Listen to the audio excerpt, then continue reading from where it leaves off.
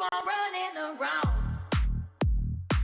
with other women in town.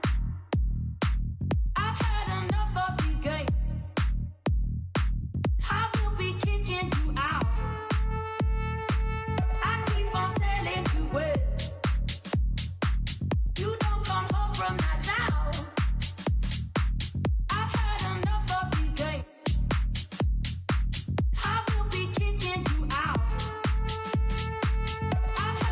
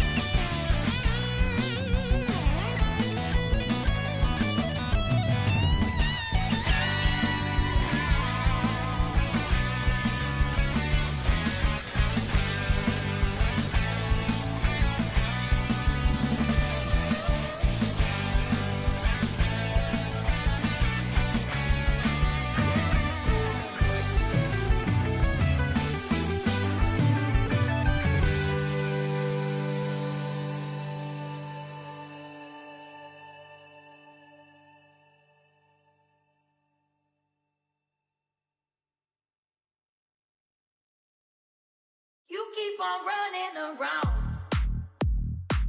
with other women in town. I've had enough of these games.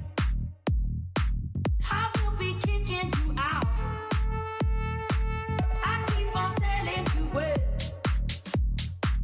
you don't come home from nights out. I've had enough of these games. I will be kicking you out.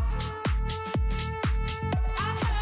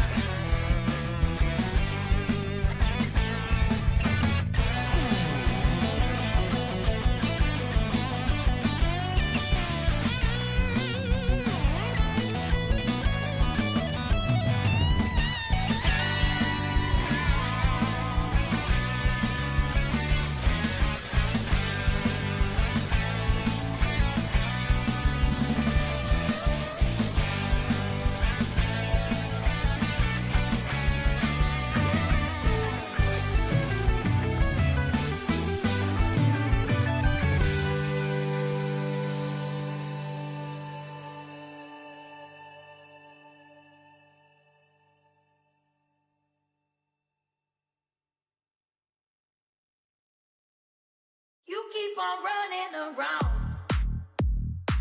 with other women in town. I've had enough of these games. I will be kicking you out. I keep on telling you when you don't come home from that town. I've had enough of these games. I will be kicking you out. I've had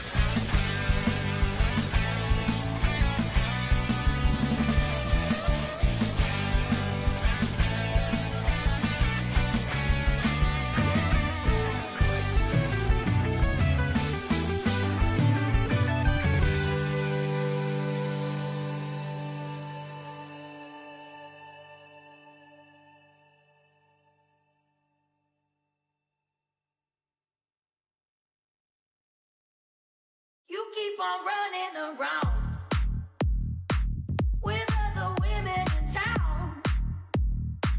I've had enough of these games. I will be kicking you out. I keep on telling you when you don't come home from nights out. I've had enough of these games. I will be kicking you out. I've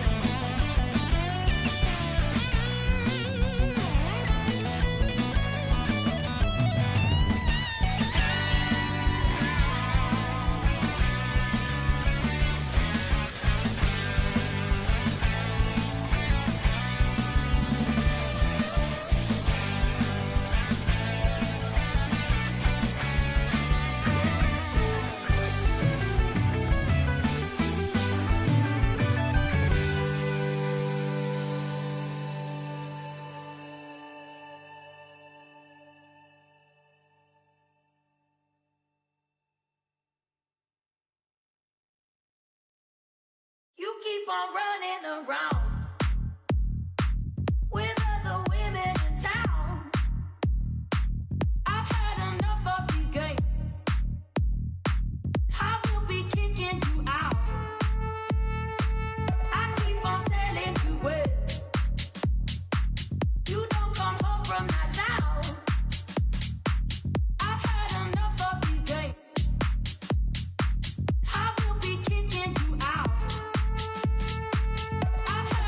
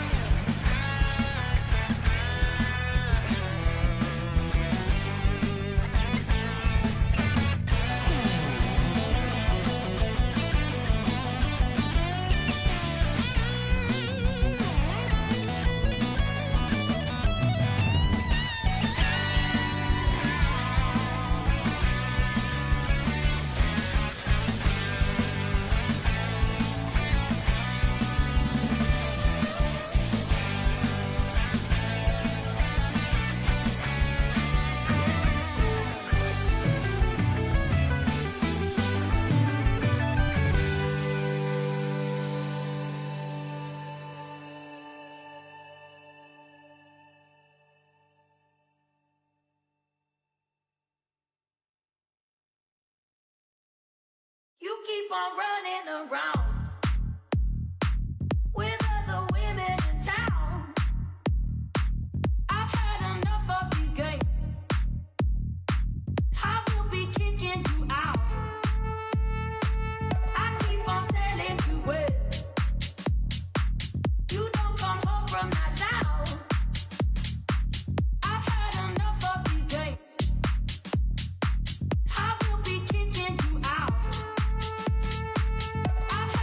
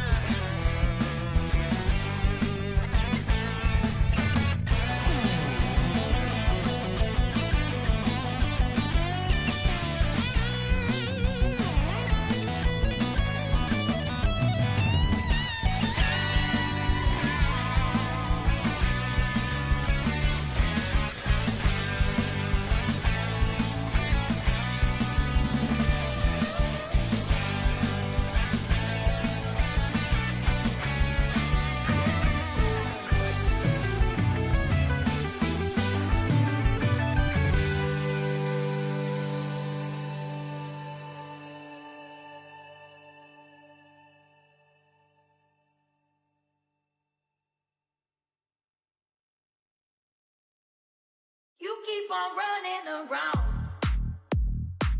with other women in town. I've had enough of these games. I will be kicking you out. I keep on telling you when you don't come home from nights out. I've had enough of these games. I will be kicking you out. I've had enough of these games.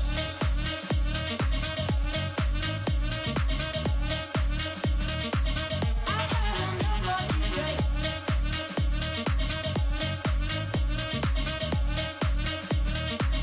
I will be kicking you out.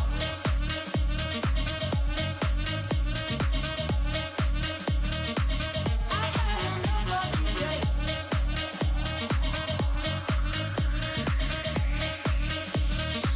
You keep on running around with other women in town. I've had enough of these games. I will be kicking you out. I keep on telling you when you don't come home from nights out. I've had enough of these games. I will be kicking you out. I've had enough of these games.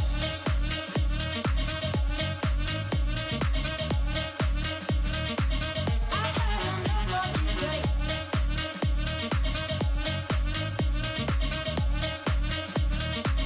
I will be kicking you out.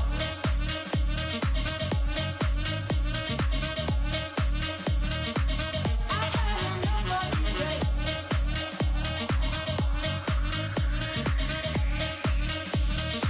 I will be kicking you out.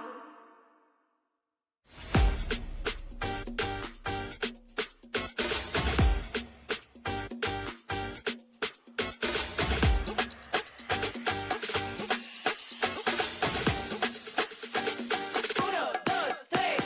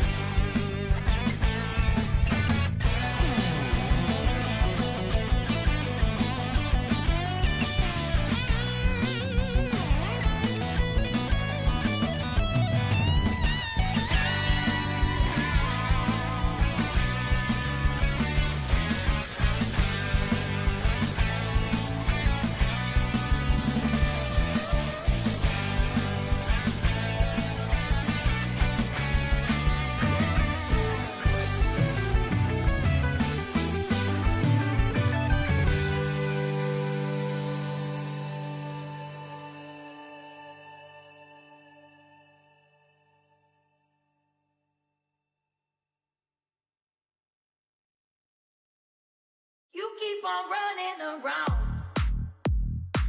with other women in town. I've had enough of these games. I will be kicking you out. I keep on telling you when you don't come home from nights out. I've had enough of these games. I will be kicking you out. I've had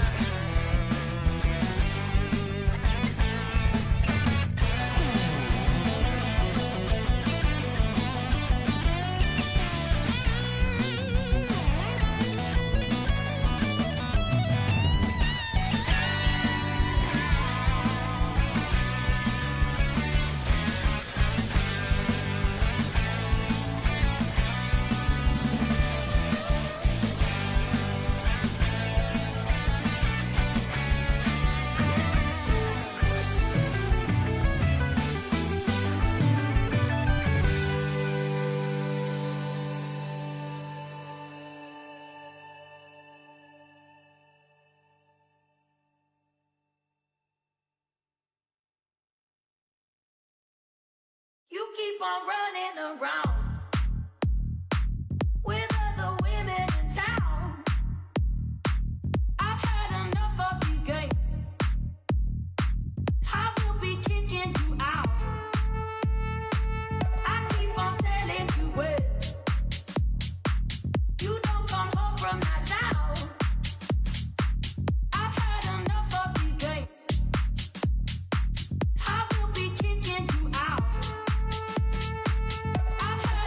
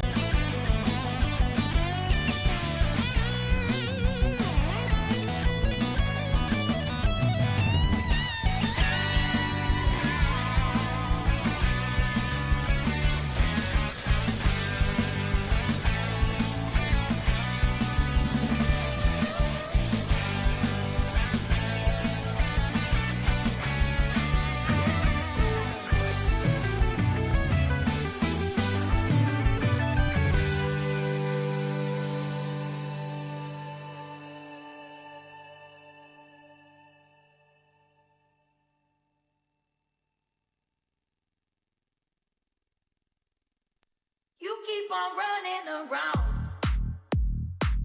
with other women in town. I've had enough of these games. I will be kicking you out. I keep on telling you when you don't come home from nights out. I've had enough of these games. I will be kicking you out. I've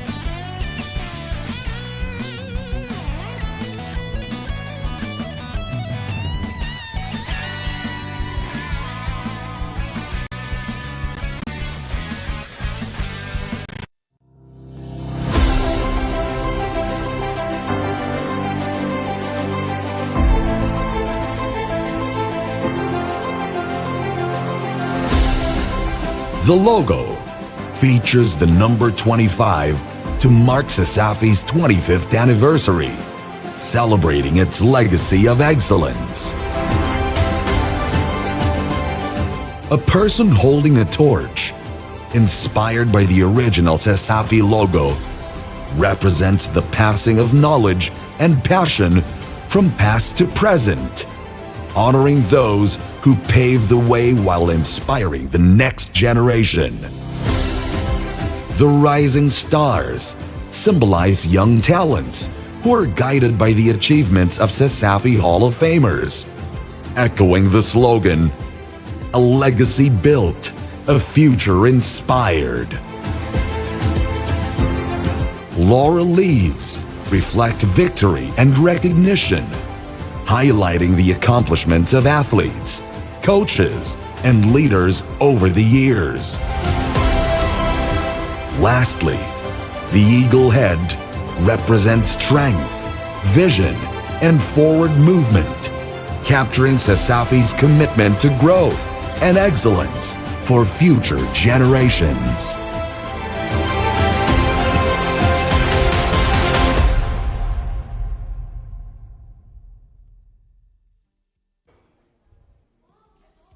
From the classroom to the site, They are here to bring glory to their name. Welcome to CESAFI Esports League Season 4. wake up guys! It's 9 a.m. Ay, 9 a.m.? Ay, hindi na pala 9 a.m. But you know what? This is 9 CESAFI Esports, alas 9. And this is your Hype on the Mic host, Jane, and we are on the week 6, day 12 of our regular season, and 9. Today is also our play-ins. Yes, today, only today, because next week, we will have our playoffs. And that is why pack na pack yung ating matches for today. So let's try to look at it, you guys. We have the USC Warriors versus the CDU White Stallions. The UPC Fighting Maroons versus, again, the CDU White Stallions. And for our fourth match today, we have the UPC Fighting Maroons going against the USJR Jaguars. We also have the CDU White Stallions versus the USJR Jaguars. And for our last match today, we have the USC Warriors going against the UPC Fighting Maroons.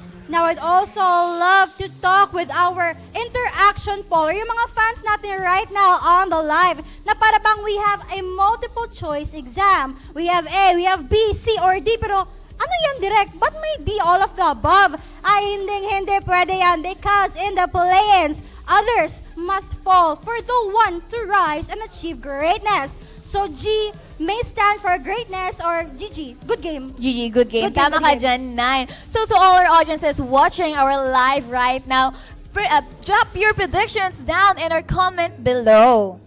And of course, 9, let us not forget to thank our sponsors who make all of this possible. Thank you so much to Virginia Food Incorporated, Basta Hotdog, Virginia. Smart Communications, live more today with Smart. Thank you also to PLDT Home, leading and inspiring Filipinos to create a better tomorrow with PLDT. PC Express for all your digital needs. Thank you also to Korean Lab Custom Apparel and Digital Prints. And we'd also, of course, like to thank our sponsors over at Puso Pilipinas and Smart Sports Philippines for this supported coverage. And last but not the least, let's not forget to thank our venue partner. Thank you so much to CITU. We are currently live here at their senior high school library. Now, enough of the talk, I'm said, and mention na pack yung ating matches for today. And by that, let's pass this over to our very hype kahit sa buntag casters right now. We have Ferraris and Zico. Casters, the site is yours. Thank you very much for that. Today, you're in the play-ins. Yeah. This is the deciding factor on who makes it to the playoffs. It's intense. It is everything's on the table this time around. Everything. But before we get into that, allow us to introduce ourselves. It is me, Zico, the deep voice for your deep dive. Yeah. And today I am joined by The caster that keeps adding fuel to your fire, ladies and gentlemen, it's Ferraris. And as Zico mentioned, the play-ins are on the table. Everything Absolutely. from here on out is do or die for all of the teams involved. Because if you do well today, you're in the playoffs. But Absolutely. if you falter, you're out and your season is over. Now, let's take a look at our standings, ladies and gentlemen, and see just where each team stands in the current play or in the current play-ins the stand in the standings. USJR already with a solid point from that first game of the day, followed by CDU, UPC, and USC with one unfortunate loss. Yeah, but exactly. will they want to change that? They absolutely need Yeah. to, because at this pace, it's not looking too bright for them. Yeah. But USJR all comfortable in the first spot, just chilling with a whole point. Exactly. Being able to secure that first game with them gives USJR a little bit of leverage because they only have to win around one game or 3 games if they really want to secure that top spot. Yeah. Heading out of or moving on with play-ins. But CDU, this is going to be their first game, so CDU have a little more breathing room to work with. As UPC, we're still going to see them later, but for now, CDU versus USC. Zico, what do you have to say about these two teams? When it comes to USC, they have been quite solid all around, all things considered. Yeah. But early on in the season, they did suffer a couple of losses, which did, it Yeah. kind of, in a sense, started a little bit of doubt towards their performance further into the season. But their last couple of games have been very solid, and Yeah. they've really been pushing through with everything. So moving into this play-in, seeing them already suffer a loss, maybe they just needed to get more into the mindset. Yeah. First game of the day, it might have been a little bit, a little bit rough for them. Yeah. But maybe further into the day, we'll see them, especially in this game against CDU, Yeah. lock in a little more. But speaking of CDU, what do you think about that? CDU, I think they're a pretty solid team Yeah. for first-time, comers into the league. I mean, Absolutely. I mean, this they're is- fresh this in the is- season, and they're already the- doing good. Yeah, exactly. Yeah. They're the new team on the block, and they've made it this far. It's already a big achievement, for them to even just make it to the play-ins. And Yeah. if they play their cards right today, they may be heading into that playoffs as well. Because Yeah. I think the only rookie teams where at the start, the first season for Valorant was at season 2. So not every team was a rookie, so maybe we can just give those first initial teams a pass. The other team that was able to make it to playoffs in their first run Yeah. was actually USC, the team standing against CDU right now. So if CDU, maybe they could make a similar run to Yeah. USC, but they would have to start with beating USC in their play-in match. And That's the USC thing. already Yeah. 0-1. They're already 0-1. So if USC loses to CDU, They're not cooked. only is CDU gonna one up them on their own game, because Yeah. USC was like you said, the last team that made it into the playoffs in their debut season. Yeah. So if CDU wins this, they're gonna do that exact thing Yeah. on the team that did it first. Yeah, exactly. Now, let's take a look at our first team here, ladies and gentlemen. The lineup for our first team, which is going to be USC. We have Kimi, Hanzi, Kasaki, Achu, and DJS. So, no rockers for today, ladies and gentlemen. For the previous members, rockers is not going to be there, or not going to be here for USC. So, this was mainly the first team that they had, or this was the main 5 that they had to open up the season in Seaside. So Yeah. it's safe to say that maybe this squad is their strongest 5. However, the first win that USC was able to secure was with Rockers. Yeah. And moving on to the next team, let's take a look at their wondrous lineup that Yeah. they want to one-up USC.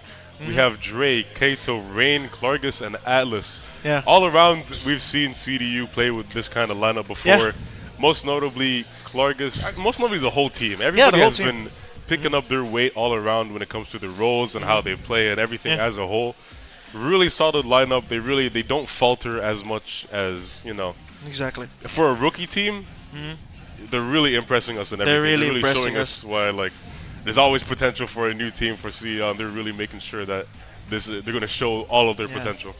And, I'm going to be eyeing out Dre for this matchup because, it's going to be a head-to-head duelist on duelist. It's going to be DJS versus Dre. This is the first time these two teams have faced off against each other. So it's going to be, a big challenge for the White Stallions and for the Warriors. So Absolutely. we'll be looking to see how that will shape up, Zico. What for our map, we do have split being our map selection here as we take a look at the map veto how do we of reach that decision, how we though? reach that decision.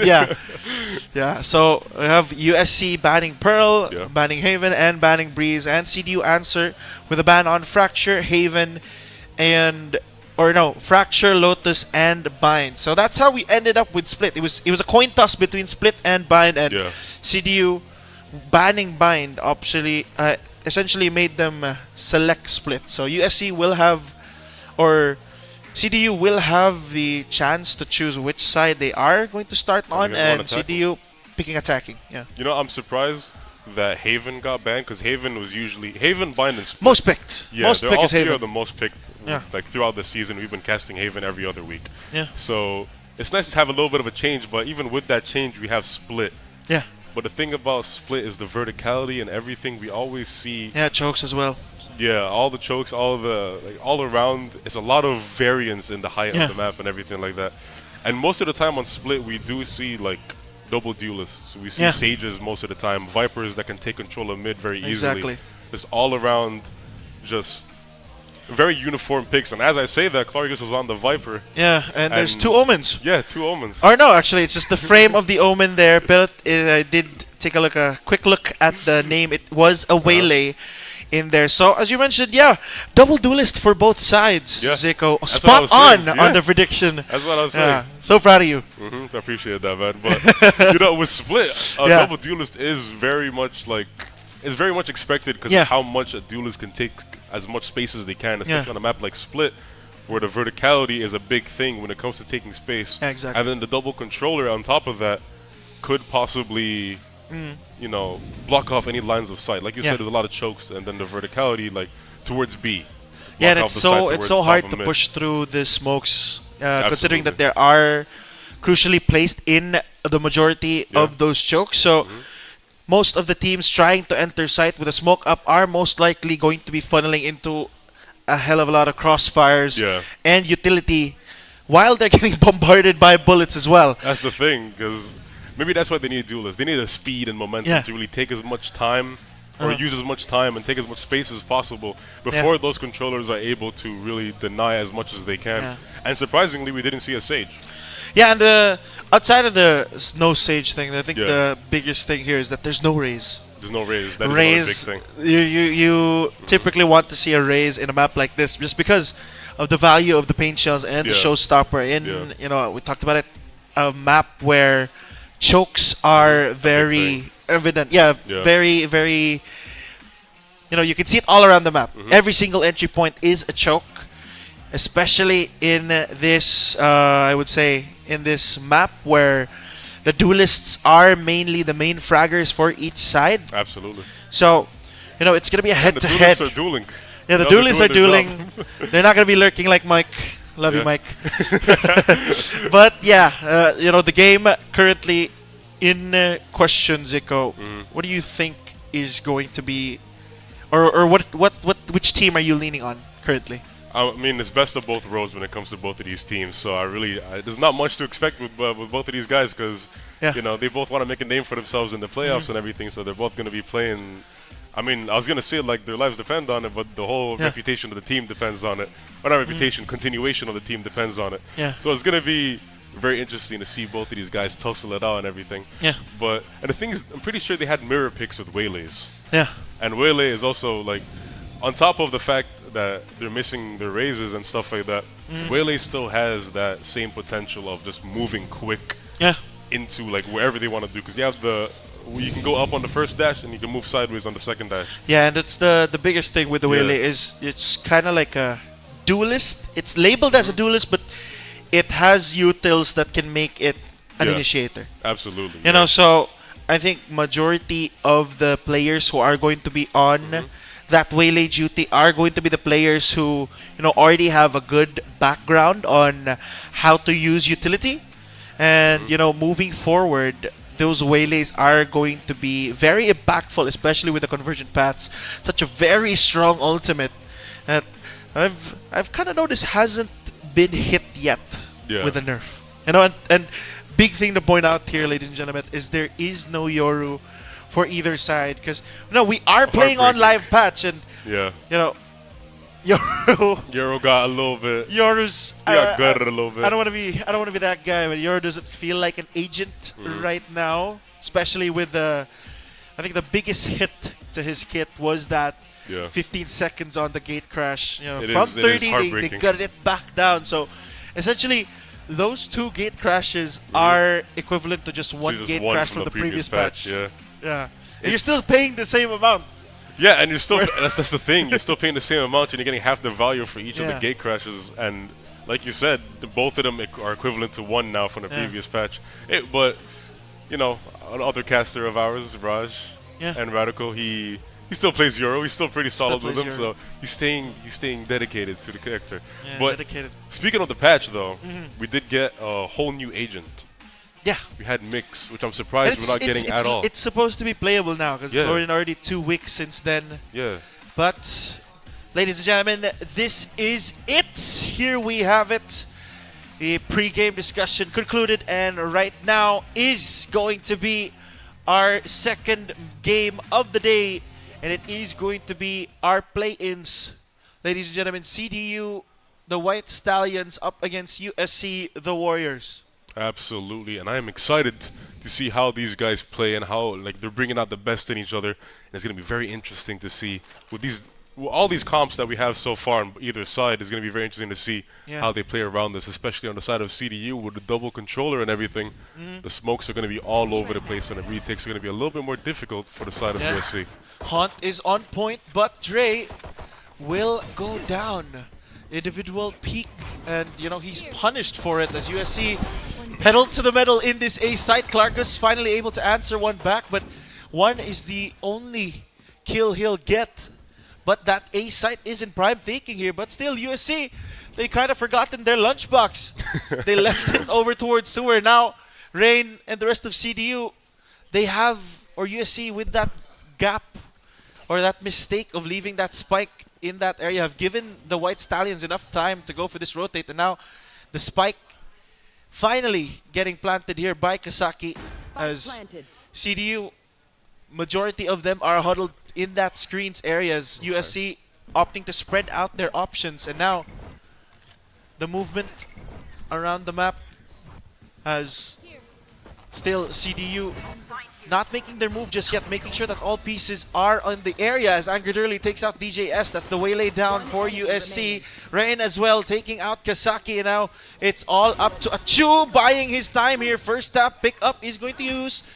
The defuse is coming through, and Clargus lands the headshot, and CDU claim the first pistol here in our second game. Especially in a round like the pistol round, every second counts, and the fact that they forgot, like you said, they forgot their lunchbox back in the spawn. So it's unfortunate because maybe that is exactly what costed them just that singular man advantage and possibly the whole round, because of the fact that, like I said, every second counts, and they really can't afford to be forgetting the main objective of the round all the way back towards their spawn. Not even in the spawn, the sewers. Yeah. And it's shaky as well for USC to start it out that way. That's you did everything right. You did everything right to set up the A take, but you forgot one thing, and it's the most crucial thing, is you can't get that spike down without the actual spike. You kind of need it to win the round when you're on attack. I'm not gonna lie. Yeah. Now that Prowler does give CDU a decent amount of information. One spotted out in that A main area, and again Dre, the first member down here, as Achu now stuck in a rock, between a rock and a hard place, as Atlas is eyeing that corner as he's forced back, and USC will start this second round with a man advantage. Absolutely, a one-man advantage, and especially with the weaponry that they have, they can just pick it up as easy as can be. Angry Durley is getting peeked by a handful of people here towards mid, but nothing quite going through when it comes to any frags. But a little bit of damage has been done to USC, leaving them at a mild, just ever so slight disadvantage in the future fight. Kind of peeking towards the B side now, slowly but surely. But they'll be met with a very unfortunate Marshall. But the thing is, very easily overwhelmed. Not an outlaw. It's Not quite an unfortunate. outlaw. No outlaw moment for Zico here. But Ryan, a whole lot of pressure, and another headshot from Kimi with that Sheriff paired up with DJS as well. So this round ultimately falling apart now for CDU as they have to scramble back and try and retake this B site. But 5 members strong is the Warriors. And now Klargus still having his eyes set on that middle area, trying to find a lurk, but USC are 5 strong in that B site.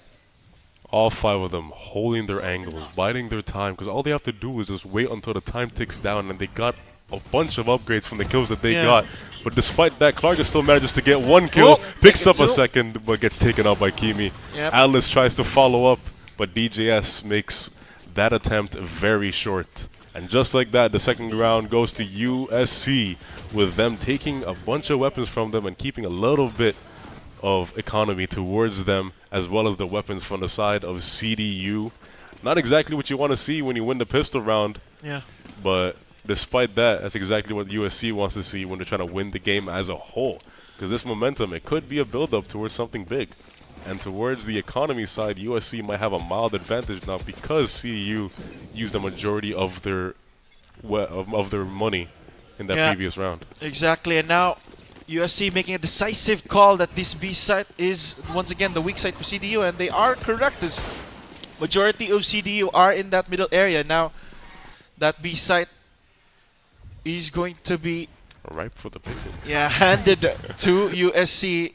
Not much they lost outside of the initial utility that they did commit early on, and now it's a little bit tricky for the White Stallions, as kind of feels like they've kind of swapped sides now with USC. USC are now on the defense as Hanzi starts us off here with a pretty crucial pick, and the spams from Kimi are on point. Even going to finish on Dre, as Rain will get finished off by Hanzi, and the final member left, Anger Durley, still picking up 2. But it's down to just 61 HP. Refract is going to get used. The reload on that outlaw, or on that bandit, and Kimi with another headshot with that sheriff. And then quick 2 rounds now for USC. Yes, indeed. And then there were none for the side of CDU. Quite the unfortunate situation. They found themselves very early on into the round. Instantly into a retake situation with how quickly USC ran in and managed to take the site. But with that, despite everything going for the side of USC, they did take a couple of casualties in that round, kind of taking a little bit of a hit towards the economical side. But despite that, they still have a bunch of rifles on their side. They have the armor that they need, with the exception of a couple of Spectres. But on a map like this, it's very much doable, especially with how close quarters this map could be.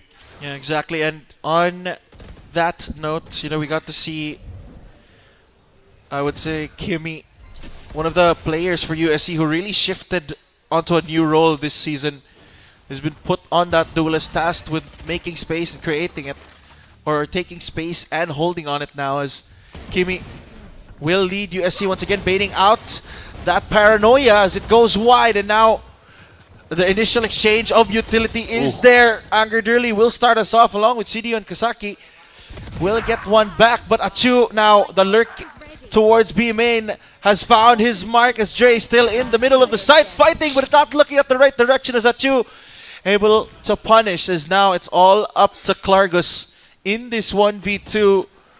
It would go from bad to worse if Klargus does not come up with this clutch. It's a must-win round. That spike goes down. First couple of shots baited out, and Achu will finish Klargus off. That's 3 now for USC. And the very unfortunate fact behind the streak that USC is going on is CDU had purchased as much as they can in the previous round, and that leaves them in a very unfortunate economic disadvantage, leaving them with sheriffs and any scraps that they can just muster up together. But we've seen Anger Durley with this Bucky and Waylay combo is devastating. The refract as well as the dashes in, it's dangerous, especially in the hands of Anger Durley.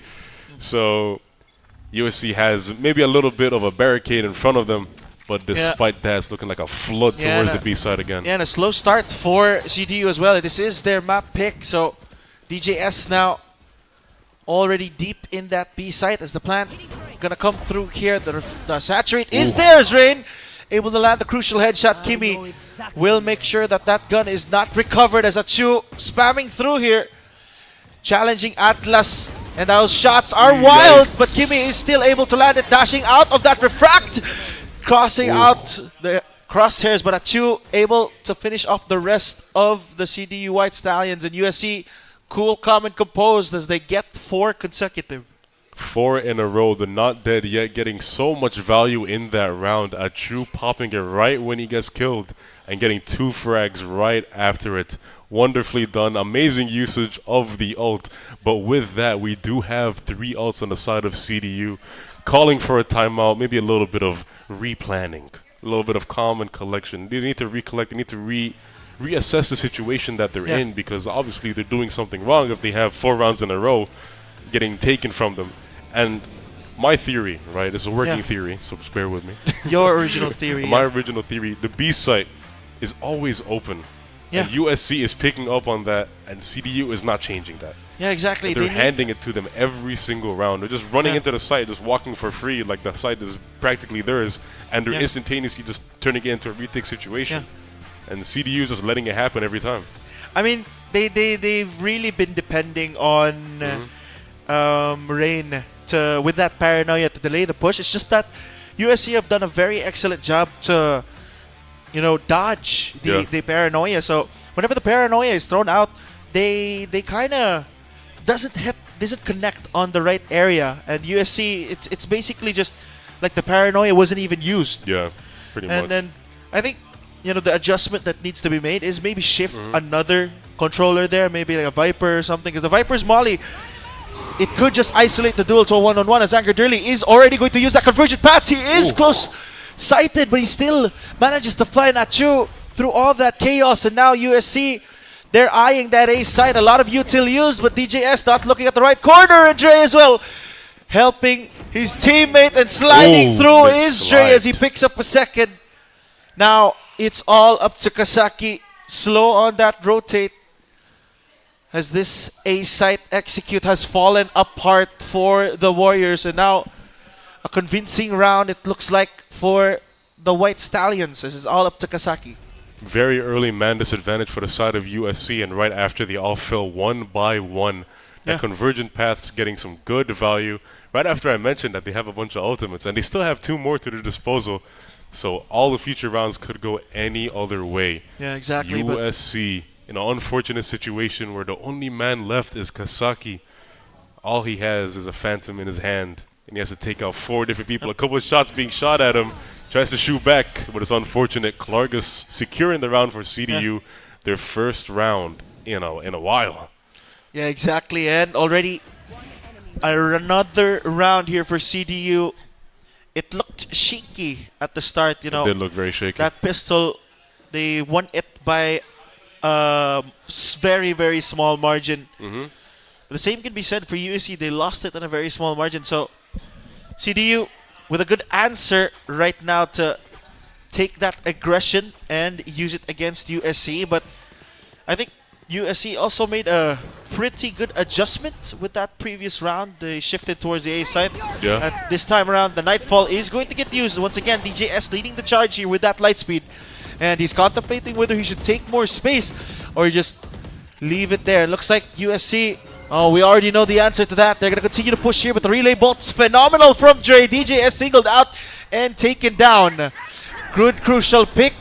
The Nightfall is going to get used. Shorty from Dre finds another, but USC, they're lighting up the kill feed, and they're not stopping as Kimmy secures the 4th. Make it the 3rd as well, as Klargus only gets Hanzi. And then the punish from USC. What an answer to secure them 5. USC, they're flooding in like there's no tomorrow, making sure that all the space is theirs, and I feel like they're just overwhelming CDU in every aspect possible. And it's just, the duelists are dueling, they're taking as much space as they can, they're moving in as much as they can. Kimi already in the site before you can say that the round started. And it's just the usage of utility all around, just overwhelming CDU. And feel CDU has the potential to slow them down, but they're not playing their cards properly. Yeah, and I think a big difference there could have been like, I don't know, Hanzi as, never mind, I should say. Well, we get back to that as USC butcher the CDU White Stallions here in this A site. And now they've been at B, as you mentioned, consistently for the side of USC. But this time, they take that A site and they don't show signs of stopping here, Zico. But back to my previous point, you know, I think the biggest difference that previous round is Dre did not pop the overdrive to pair it with the Nightfall. Yeah. You know, they got the decay. I think the overdrive could have just made it so difficult for USC to maintain the hold, considering that they were already half HP by default. But yeah, back to the current dilemma.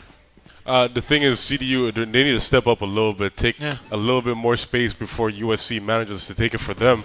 Because Yeah. they're always playing so far back when it comes to their positioning. And I feel like Yeah. Angry Durley might have tapped into my microphone because he's checking it right now. Yeah, and a gamble here by CDU, and it looks like it's not paying off as Achu and Kimi will light up that kill feed. Still, Hansi is going to survive by the skin of his teeth as Atlas with a couple of questionable sheriff shots, though. Clargus able to steady his aim, and the rest of USC will close out the round. 7 now for USC as the Warriors looking very strong here.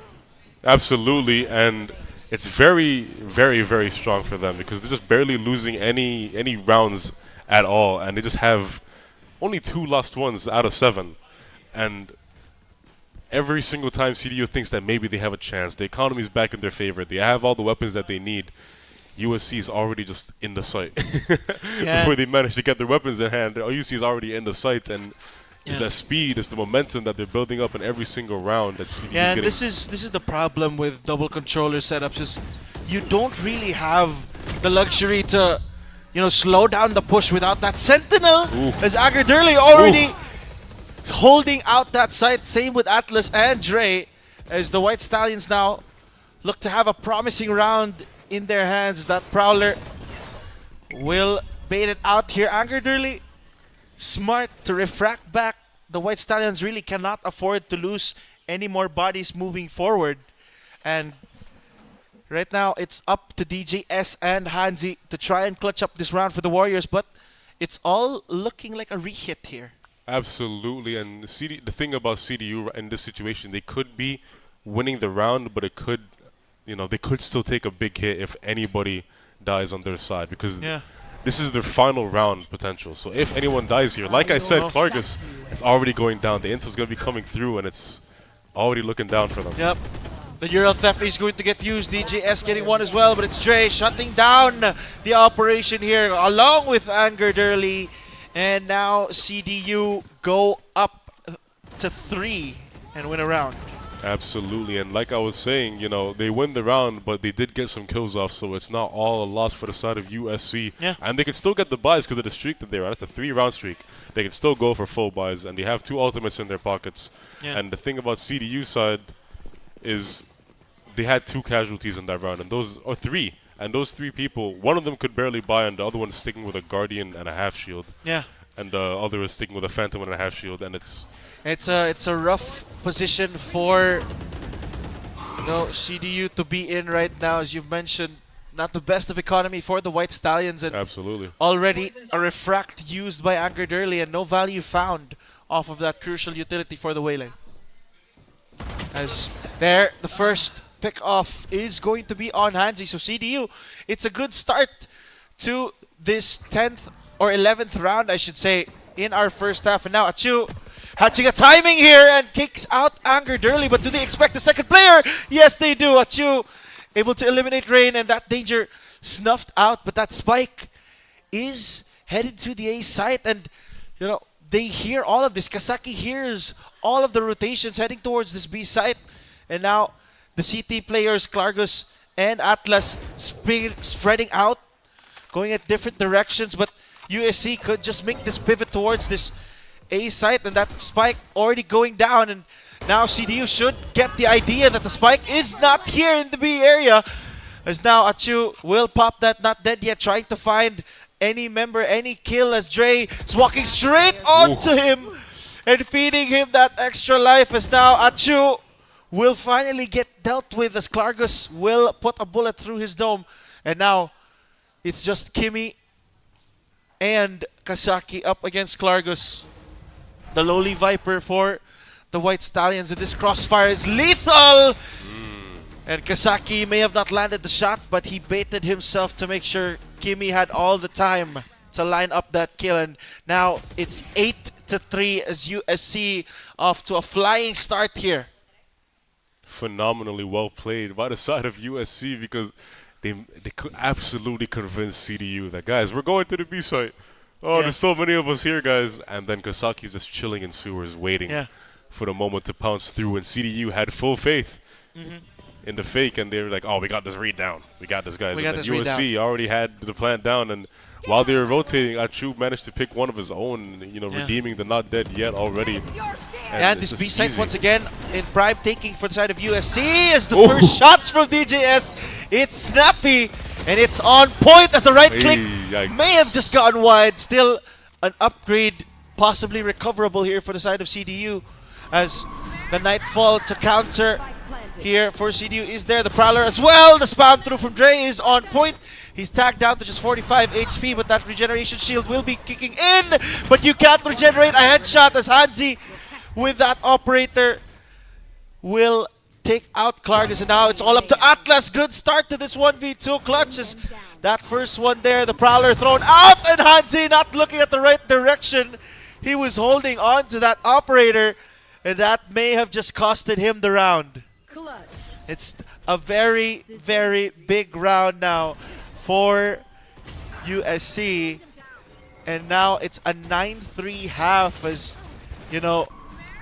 USC end that half strong. Absolutely, and USC, the whole first half was just absolutely spectacular for them. All around has just been round to round to round to round, and they're just really making sure that there's nothing going for the side of CDU. They may have won that last round, but despite it all, it's already a new half. It's a new day. It's a new dawn. And will USC be able to keep up this kind of potential and momentum? We're going to have to wait and see. Yeah, my bad, ladies and gentlemen. Big mistake on the cast there.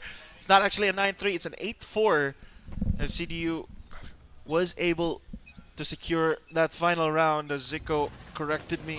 My bad. And now, in the start of our second half, Kimi already in a lot of pressure as Kasaki will start us off here. Kimi again with the Sheriff is just so lethal, but Atlas able to respond. So now Atlas or Achu tasked against 3, and Clargus will make sure that Achu will not continue to have any more impact in this round as Achu will go down. DJS able to squeeze through here. Might catch a timing as Crosshair pointed at the right area, and Clargus may have just gotten a cheeky run and gun on DJS. It's all up to Hanzi in a 1v3, but CDU, they're playing so patient, they're playing together here. If Hanzi goes for the swing, he's not going to be a favorable duel for him. Spots out one shoulder, but he hears all of the CDU White Stallions firing at him, and they force Hanzi back. But still, it's a 1v3. Now, not even needed as Clargus just lands that headshot. There's not much you can do in that kind of situation, especially if there's all 3 of them just, doing handshakes, dapping each other up in that corner, and everyone's just waiting and just watching that one angle. Yeah. If Hanzi peeks this, it's over. He's cooked. And that's exactly what happened. They cooked him on that angle, and just like that, both of the first rounds of either half, they have both been secured wonderfully by the side of CDU, giving them the advantage when it comes to the weaponry. But as we saw from the previous half, USC does not really care about what kind of weapons they have. They can still push through with at least a little bit of damage. Yeah, and the read off point here, or off the mark, I should say, is CDU. They're giving USC a taste of their own medicine.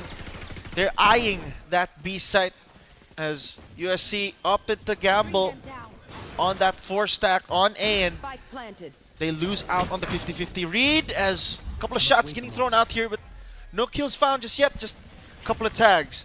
Metal will get thrown out as well, but goes wide, and Hanzi first on that chopping block as Dre will find 2 with the judge. Hanzi, Kasaki are guilty, and the rest of CDU will mow down the remaining members of USC, I should say, as DJS, the final member of USC, will end up going down. A quick round for the side of CDU. Unfortunately for USC, they could not redo what they did in the previous half and win their economic disadvantage round. But with that, we now have USC's first buy and a bonus for the side of CDU, which some could say is a nice, weaponry advantage for the side of USC. But the thing is, any damage that they take towards their weaponry, any casualties that they have towards their side is going to mean a lot going into the next round. So even if they win this confidently, but it goes into a 1v1, it's going to be rough.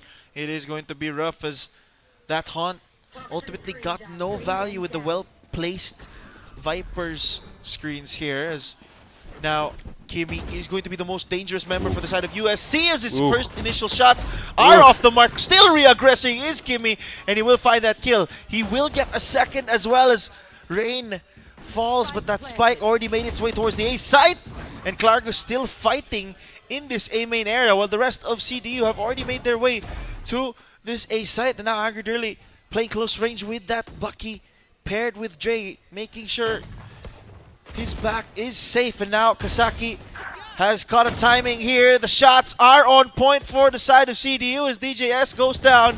Now Dre with that Sheriff will get mown down by Kimi. Now it's all up to Klargus. He finds the first, gets off his Hansi, but it's too late as Klargus completes the 4K in a bonus round now converted by CDU. USC, they're feeling the pressures. The White Stallions hot on their trail. He absolutely wonderfully done by Klargus, just barely winning that round with 5 HP, but securing it with a 4K. Yeah. Absolutely wonderfully done by Klargus, really biding his time. He has faith in his team to really just make sure that the site is held down. But even if they fall, he will redeem himself. Exactly. He will avenge them. Yeah, it was a bit greedy for Hansi to go and stick that. You know, they most likely had the info that, you know, Klargus was already down to 5 HP. So if he just got off that defuse a little bit earlier, he would have secured that round. He was pushing for the half. Yeah, but I think that's what cost him. He did get the half, but I think he went over the half for just a fraction of a second, and that fraction of a second was just enough there. Every second counts. Yeah, every second counts. The light speed already used once again. Angry Durley leading the charge now, paired with Jay. And close range is DJS landing one crucial headshot. So that's one member down for the side of CDU. But Angry Durley, angry here in our 16th round as he cleans two heads from the side of USC. And Achu with that bandit highway robbery. Angry Durley going down. And Achu, he even picks up a second. But USC, both USC members are pretty low now, and Atlas cleans up the final stragglers of USC, and now we're all tied up here, folks. 8-8. It's all tied up indeed. The pressure is on for the side of USC because even if now they win this game, the round differential might not be enough. Yeah. That's the big thing. You know, the win could be in their, like, under their weight, but, like, it could be in their pockets. The game could be all for them. But that round differential isn't the most impressive thing ever. It can't even guarantee the fact that they're going to get into the playoffs. I mean, the game right now is, or, you know, the fates of USC are in their hands currently. But, you know, maybe later on it's going to be on that round differential, as you mentioned. So every round, ladies and gentlemen, in this play-ins is going to count for who can proceed to our playoffs. And this time, CDU able to get a quick plant down on this A site. This Kimi walking straight into the crosshair of Angry Durley and puts a round straight into Kimi's dome. And Angry Durley continuing as Kasaki goes down. Angry Durley's down to just 1 HP with that medal, but he will receive the HP back as Achu catches a crucial time, and DJS with that. Oh, Achu picking up a second. The spam through on Rain. And now it's all up to Klargus. He's clutched these rounds before, but DJS with the classic, catching Klargus off guard. And a missed timing for CDU, and that was a very expensive round for the White Stallions. Absolutely was. The amount of ultimates that they used just to secure that round, it was rough. You know, a whole two ultimates for them. The Convergent Paths and the Viper's Pit was used to secure that round, and just like that, it was taken from them. USC with the lock-in of the century, Achu just taking names through the smoke. Yeah, as Forward would say, check him PC. Check him PC, absolutely. I mean, that kind of round is exactly what they needed on the side of USC, especially with the loss streak that they were on. But even with that, they're still met with a lot of good weaponry on the opposite end. Yeah, exactly. And interesting setup here for the side of USC is, you know, DJS, I should say, the aggressive player for the side of USC, is posted up in that I would say, site where they have the Oh, good convergent. convergent paths. Landing, connecting Kasaki there as well. Achu there as well. But CDU getting some two crucial picks as the not dead yet is popped once again from USC. Kimi off the mark with the shots, but Achu able to refresh that life, and the neural theft gives them the information that CDU are eyeing this B site. And now this rotation in mid is crucial, as if DJS goes down here, it's more than likely a round for CDU, but still, this B site, Angered Early is already here, forced to use that refract back, and already here is Hansi, ready to challenge the White Stallions, and Angered Early stands his ground as the off shot off the mark. DJS limping away to try and survive here. A sliver of HP, as you've mentioned. Angered Early picks up the spike, but he's expecting this flank, and now Angered Early with this triple the spam through, just a shy off of DJS's shoulder. And now the light speed forward. Angered Early forced back though, drops down, breaks his ankles, down to just 60 HP. It's a waylay on waylay action, but one waylay has an op, the other has a vandal. In a very crucial, critical moment, DJS, does he expect him to be this close? Angered Early clutches up for the White Stallions. And a very, very crucial round one there by the White Stallions, and a horrendous round for USC as it all went falling, or it all fell apart with the duels that they took. Yeah, it's such a nice rotate from them too. Just really quick with how the whole flow of the round went towards their side, just because of that one quick decision of just rotate. Even if they had the neural theft from the side of USC, they knew exactly where they were going to be, but yet I feel like it was lacking on the side of the fights that they were picking. Yeah, exactly. It was just a bit rough. Yeah, convergent path is going to get used once again. They've got that crucial ultimate back in just a nick of time, as the end up, or the result for CDU isn't what they expected when they committed that ultimate, as it's just Dre going down as they head to the site where the Cypher is bunkered up. Yeah, that was a Nightfall and a Convergent Pass. That was two ultimates that they could not play off of, and it's such... That's expensive, because those are two really good ultimates as well. Those could be game-changing ults, and just like that, is gone for them. Yeah, and USC, with that re-peak from DJS, will get the info to make sure that none of the members for the Warriors right now go for a rotate. As CDU, they're all posted up outside of this A site, and the re-hit, as the White Stallions, they're persistent in their approach. As, you know, they're cutting noise here. They're making sure that USC keep guessing, keep asking questions, as Achu gets a few answers, but the White Stallions setting their sights on this A site where the util setup is set up perfectly for Hanji to take over along with DJS, and USC, they respond with a very crucial round themselves. And just all the upgrades coming through for them, the most thrifty round as can be.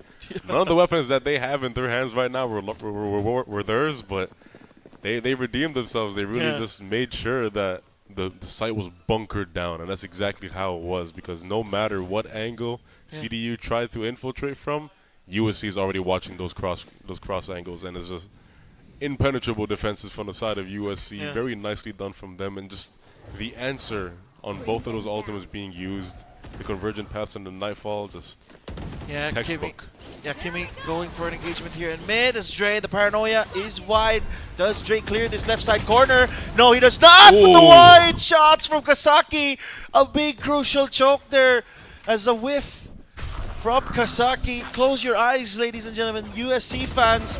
Do not fret, as Kimi is still here, as well as DJS with the support, and Kimi down in hell, making it so hard for CDU to advance, and that spike down and exposed in a very, very exposed area as the updraft from Kimi to get info. He will do so successfully, in that molly or the snake bite off the mark, as both players now for the side of CDU have been identified to be in that A or in that B heaven, and now Atlas trying to squeeze through here and retake that spike, but it's just too well played by the side of the Warriors as they just mow down CDU trying to enter that B site. USC, they're getting back in their groove. They're getting the momentum back up for their side because it's exactly what they need to do. They've been getting overwhelmed, but this time around they're staying calm and collected. Those shots were heartbreaking from the side of USC. Kasaki, he could have had the most wonderful just trigger discipline moment ever, but unfortunately just a little bit too wide on the shots. But just like that, a little bit of pressure now on the side of CDU. They need to bring it back, but the economy is gonna make it a little bit hard for them. Yeah, still they do still have that timeout, and mind you, Zico, once they used that timeout in the first half, they were able to get a few consecutive rounds. So they might want to use that sooner rather than later, as Dre forced back and CDU tried to go for a pick on Kimmy, but that's a jet with a dash to get back to safety. So a lot of util lost already for CDU. Absolutely, and the mid control is already very much on the side of CDU. They already have one posted up towards the exit of vents, and they're looking like they're hovering more towards B side, where there's only one member, DJS, holding down fort for the side of B. But his teammates are there. They're running at him. They're making sure that he's not on his own, but it's looking like the person that they had anchored early towards the vents, he was just anchoring down, waiting for the opportunity for them to rotate towards A. But despite that, Atlas gets taken down on the B site with a nice man advantage towards A. Yeah, that's the lurker down for the side of CDU. And USC, they have a good read now on where CDU are, but Kasaki is exposed here as Kasaki still firing in that A heaven as Hanzi and Kimi as well winning out their duels. Klargus, he's been the outstanding player for CDU right now, but even he cannot withstand the might of the Warriors as USC head to match point here in game number 2, or in match number 2, I should say. Just like that, wonderfully done from the side of USC. A little bit of a read towards the rotate on their part. They already had 3 people stanced up there, 3 people ready for the retake, but they didn't even need a retake. Yeah, now this is just a timeout call now for the side of CDU, and they well needed this moving forward, as you know, it was back and forth at one point. So, you know, one could argue that CDU, they're kind of pressing the panic button right now with this timeout, but they can't afford to panic if the White Stallions want to get back in this big game, because when you're panic, you make mistakes, and when you make mistakes against USC, they are going to take advantage and they are going to punish you for those mistakes. The pressure is very much on the side of CDU, and hopefully that won't make them falter, because they have no space for faltering this time around. They need 3 rounds in a row to force an overtime. They need 3 rounds in a row to make sure that they're still in the game. But knowing USC, I don't think they're going to make that happen. Yeah. Because even in this round, the side of CDU, they don't have the most fortunate economy. They could go for half buys, they can go for forced buys. No money at all. No money at all. And USC, they're comfortable with, they only took 1 casualty in that previous round. They could just buy for each other. They have a bank rolled up here for the side of USC. So, now moving forward, CDU is going to have some pressure on them. Yeah, CDU is going to have some pressure on them as right now USC with 3 chances to close out this match. And now CDU, they have to win 3 consecutive here, as if they do end up losing, that's going to be a big blow to their playoff aspirations. And just like that, mid-control, easily for them, but they have 1 person on either side, just making sure that the fort is held down. Yeah, it's a default for the side of the White Stallions, but they have taken a decent amount of space in this B side to try and force USC to go for the rotate, but USC... Oh, as I say that, I was about to say that USC, they're playing it slow, and yeah, they kind of have a decent understanding here on where CDU want to end up, as the rotations are getting called back. The A players returning, and at you waiting for a drop here, but Dre, Indiana Jones moment, standing on that rope and landing the shots, and the dash out from Kimmy, but Dre's shots wide, as now it's back to a 3-on-3, but Kimmy is very low on that jet for the side of USC, but still, CDU do get that spike down. Now, time starts to become a factor here for the side of USC. They don't have that luxury on them, and they Ooh, don't no. even have the luxury of Kimmy being alive, as that Saturate and Paranoia are on point, but Anger Durley with another shot, a big shot as well. Hansi goes down, and Anger Durley continues his reign of terror in this game number 1 as CDU survive for one more round. Anger Durley is showing off as Anger Dearly because that's a beautiful 3K from him. Just beautifully well-placed shots, just making sure that every angle is covered by him, and that is exactly the case this time around. Headshot after headshot. The site is locked down, the retake is denied, and just like that, CDU, they have one round. Two more chances for the side of USC. They may have won that round, but the pressure is still on for the side of CDU.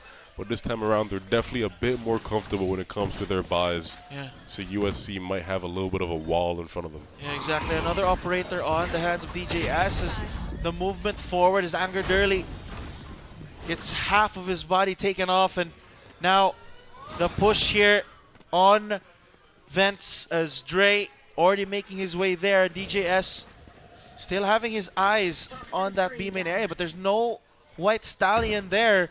And now this A site is in a whole lot of pressure as Hansi, the only one inside. He's going to get singled out here unless he can make it out. And Dre running straight for him. Sprinting form out, no weapon to answer. And Hansi inside makes CDU pay.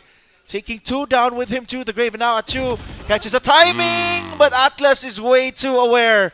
But still CDU low on HP and USC low on bodies to throw at them. Still DJS with this operator. If he could get an upgrade here in this situation, maybe a Phantom, maybe a rifle is better suited, as there's 2 members low for the side of CDU, and now DJS has the option to save here, but will he go for it?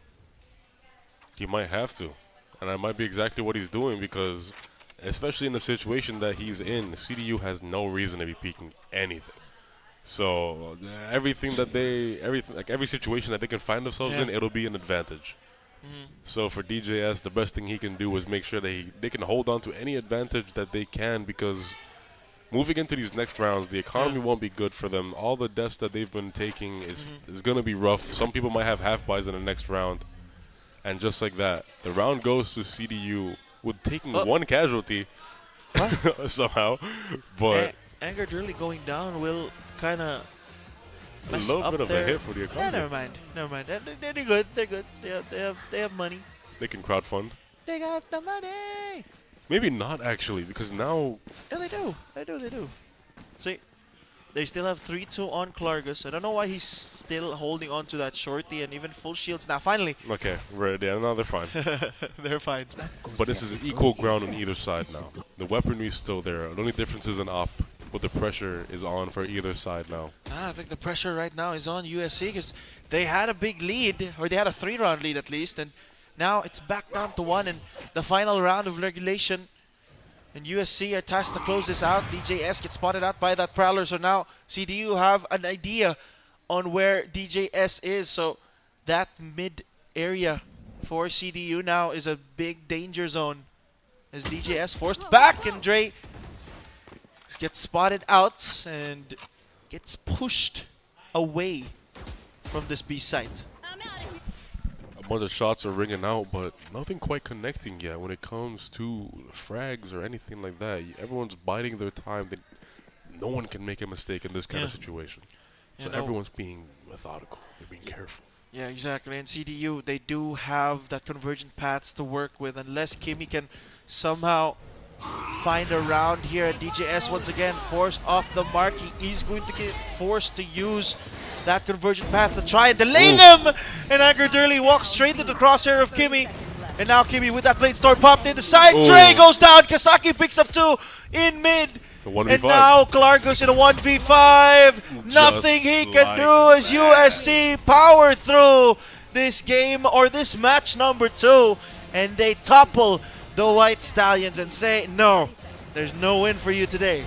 Unfortunate for the side of CDU, and if you're cheering for them, I have bad news, because our winners today is the USC Warriors, fighting strong, denying that overtime. CDU had a glimpse of hope. They had 2 in a row towards the end of that game, but unfortunately for them, USC had something to say, and What they had to say was no. No. Absolutely not. It's not going to happen. Yeah, and that's exactly. exactly what happened. Nothing happened for them. But, you know, with that map win for USC, they scored their first point here in the play-ins. And, you know, a lot of rounds could have gone differently, Absolutely. you know, in that match. Yeah. And, you know, Especially in the first half. CDU, I feel like in the second half, CDU tried to do the same thing where they overwhelmed, they took as much space as they can. They really just made it back to back to back, yeah. just flowing in. But USC, they adapted, they learned, and they made sure that they're not giving them as much space as they usually had. But on the other side, when USC was on the attacking side, the amount of opportunities they had to just fly into the site. Again, back to back to back. USC just had every opportunity to just go for it every round, taking round after round after round, with absolutely zero friction to like oppose them. Yeah, exactly. And you know, if CDU could have played that first half a little bit better, I think this would have been a very different game. Coulda, shoulda, woulda, bro. Yeah. It's easy for us to say because you know we could see where USC were, but at some point you kind of get a habit. You kind of have to make that adjustment when you see a pattern. Yeah, and then they just kept doubling down on leaving Rain there alone and maybe someone in heaven. But at that point, Rain was the only one in sight, and he really couldn't, you know, like stop USC from entering. But with more info, let us all move to our post-game interview with our host, standing by 9.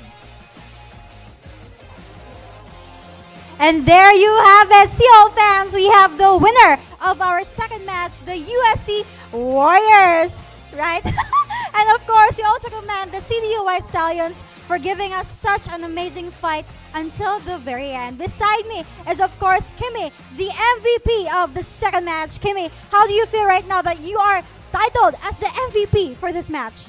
I mean, it's nothing uncommon, so... Not you. Parang anad na to be the MVP. But you guys, mental fortitude is a must, especially in CL. With scores so close to each other, naging 8-8, naging 9-9 pa. How do you guys pull through, ensuring that teamwork is still compact until the very end of the match? I mean, we just had the same goal, so each one of us, we believe that we will win today, and we just believe that.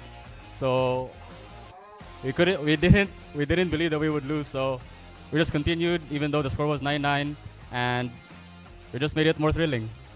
Right, a championship mentality until the very end. But you know what? We have one more match left for the USC Warriors. And what's the team's focus, knowing that this is a do or die match? For now, the focus would be to get lunch, so we are energized for the next match.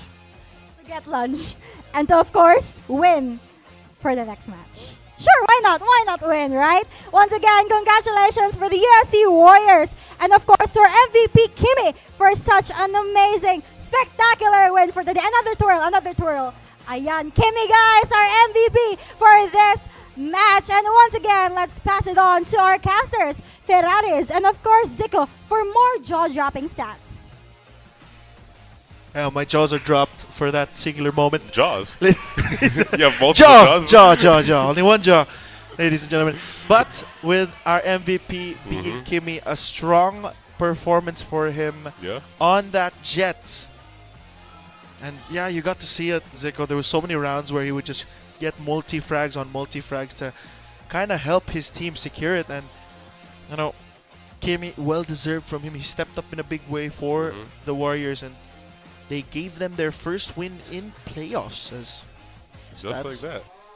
You know, there's a reason why his ACS is that high. There's a reason why he has that many kills. Is because of how consistently he's able to get all the space that he can back to back to back to back. Now, a majority of these highlights might be him. Yeah, I mean, this one, he got a 3-piece here. Yeah. And then this one is this was the start of it. He got the first two, and you know, it was just overall a big game for both sides, but CDU kind of lost steam there at the very end. They kind of played into the hands of USC during that final round, and Kisaki with a crucial call for the rotations at that pivotal timing. And CDU, they kind of looked indecisive during that final round, which kind of Yeah. gave USC enough time to go for those rotates, and they took the fight. They may have wanted it to be in their favor, but because they took so long, it was then when they took the fight, USC were They're already ready. prepared, yeah. CDU, they really tried to. They're doing the same kind of thing where they're like, maybe let's play off contact. Maybe Yeah. let's be a little safe. Maybe let's just try and be collected and be prepared for every fight that happened. And like you said, with that kind of with that decision making, USC was already prepared for everything that came to them from the side of CDU. And maybe it could have worked if they played off contact, but USC, they know like we don't really have to peek anything right now. Yeah. You So- guys are the ones that have to attack, so we're just Yeah. gonna do exactly that. We're just gonna chill. Yeah, the pressure's on you to kind of make Yeah. a round for yourselves. And USC, they played some rounds questionable. Yeah, there was definitely some rounds where they That really one fell for it. specifically was the one that really put a question mark. Like, what? 3 separate 1v1s? Yeah, I was gonna say, like, they really just handed that Yeah. round to the side of CDU because they're just like, okay, you go first.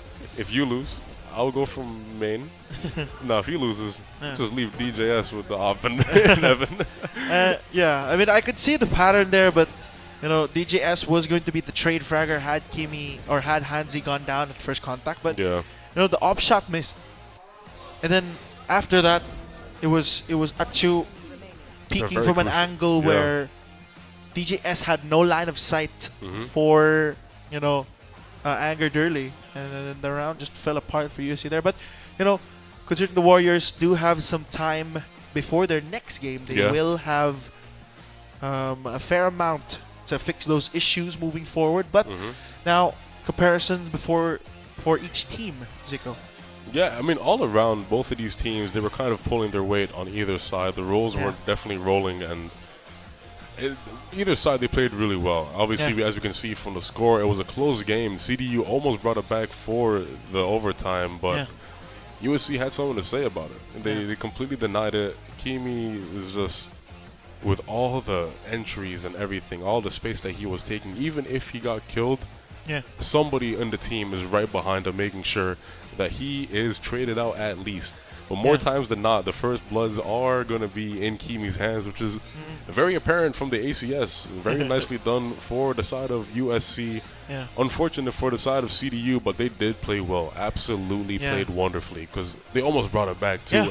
And for a moment there, I thought they had it. You thought they had it? I mean, I thought they had it as well. They could have forced overtime, and from then on, it would have been a different game. Absolutely from different game. the result. But Yeah. we are living in this current world, so that's going to be it for us here in our first game. Don't leave just yet, as our next game is going to be between UPC and CDU, ladies and gentlemen. So we'll be back with you after a short break. Peace.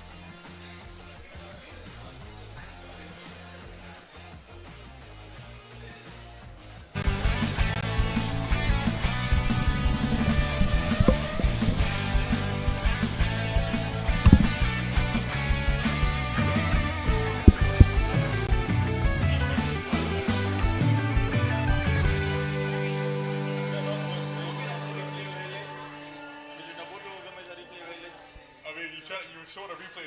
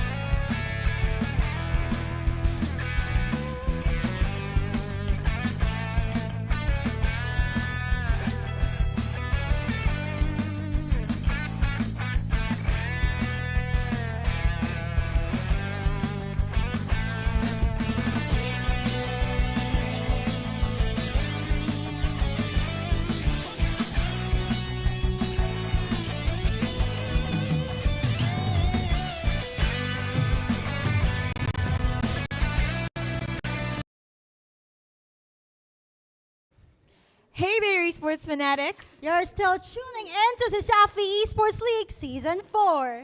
And of course, guys, we are finally on the third match for today, and we have an exciting match earlier between the CD White Stallions and the USC Warriors. But of course, the USC Warriors claimed victory for that match. But you know what, Jane? Greatness is still a goal for these players as we continue on to our third match, the UPC Fighting Maroons versus, of course, the CDU White Stallions. But of course, Nine, atong kamustahon ang ato ang audiences. So all our audiences watching our live right now, how are you guys feeling so far? Are you guys enjoying our matches for today? And of course, since we love our audiences so much, we want to hear your thoughts. Who will bleed for this match? Will it be the White or the Maroons? Comment down below for your prediction. And of course, guys, don't forget to support Cebu's Esports by liking and sharing CL social media platforms. Of course, Chica is all the way right now in this house. So catch all CL Chica on all of our social media platforms such as Facebook, YouTube, Instagram, and TikTok. Or you can even watch live right now at Puso Pilipinas and Smart Sports Philippines. But of course, let's not forget to thank our sponsors, Nine. Of course, our sponsors. Thank you so much to Virginia Basta Hot Dog. Virginia. Thank you also to Smart Communication. We also like to thank our next sponsor, PLDT Home. Leading and inspiring Filipinos to create a better tomorrow for PLDT. Thank you also to PC Express. PC Express for all of your digital needs. Crayon Lab. Wear it with Crayon Lab, your one-stop shop for premium prints and, of course, custom designs. And thank you so much to our supported coverage, Puso Pilipinas and Smart Sports. And, of course, CITU. Thank you so much for being CESAFI Esports League Season 4 venue partner, especially in such an intense match for today, Jane. That is right now. Now, let us take a look at our next game for today. We have our amazing casters to add fuel to your fire. And of course, the Iron Player Radiant Caster. Let's take it away. Casters, the Take site it. is yours. Wait lang. Iron daw ako. Ha? Iron? Hello? He made it back. He made it back. You to made it back. silver. We're back. Hey, D-rank in-game, but hey, this is not what this is about because we may have D-ranked in-game, but Yeah. here in CESAFI Esports League, we are ranking up every single Sunday, Yeah. and we are bringing the fire to the gameplay. I'm your bronze player in the caster forward, joined by... Ferraris, ladies and gentlemen, the fuel that adds, the caster that adds fuel to your fire. They have fumbled a little bit. Okay lang yan, mahal ang gasolina. Mahal. Para sa akin, mahal. Mahal niya. Mahal. Uy, mahal ko. Oy. Welcome once again to another Sunday filled with some amazing Valorant action. And Yeah. of course, we've already seen a matchup between two amazing teams that went the distance. And with that, we are now in towards the third game Yeah. of today. And so, let us take a look at the standings real quick to see where we're headed right now.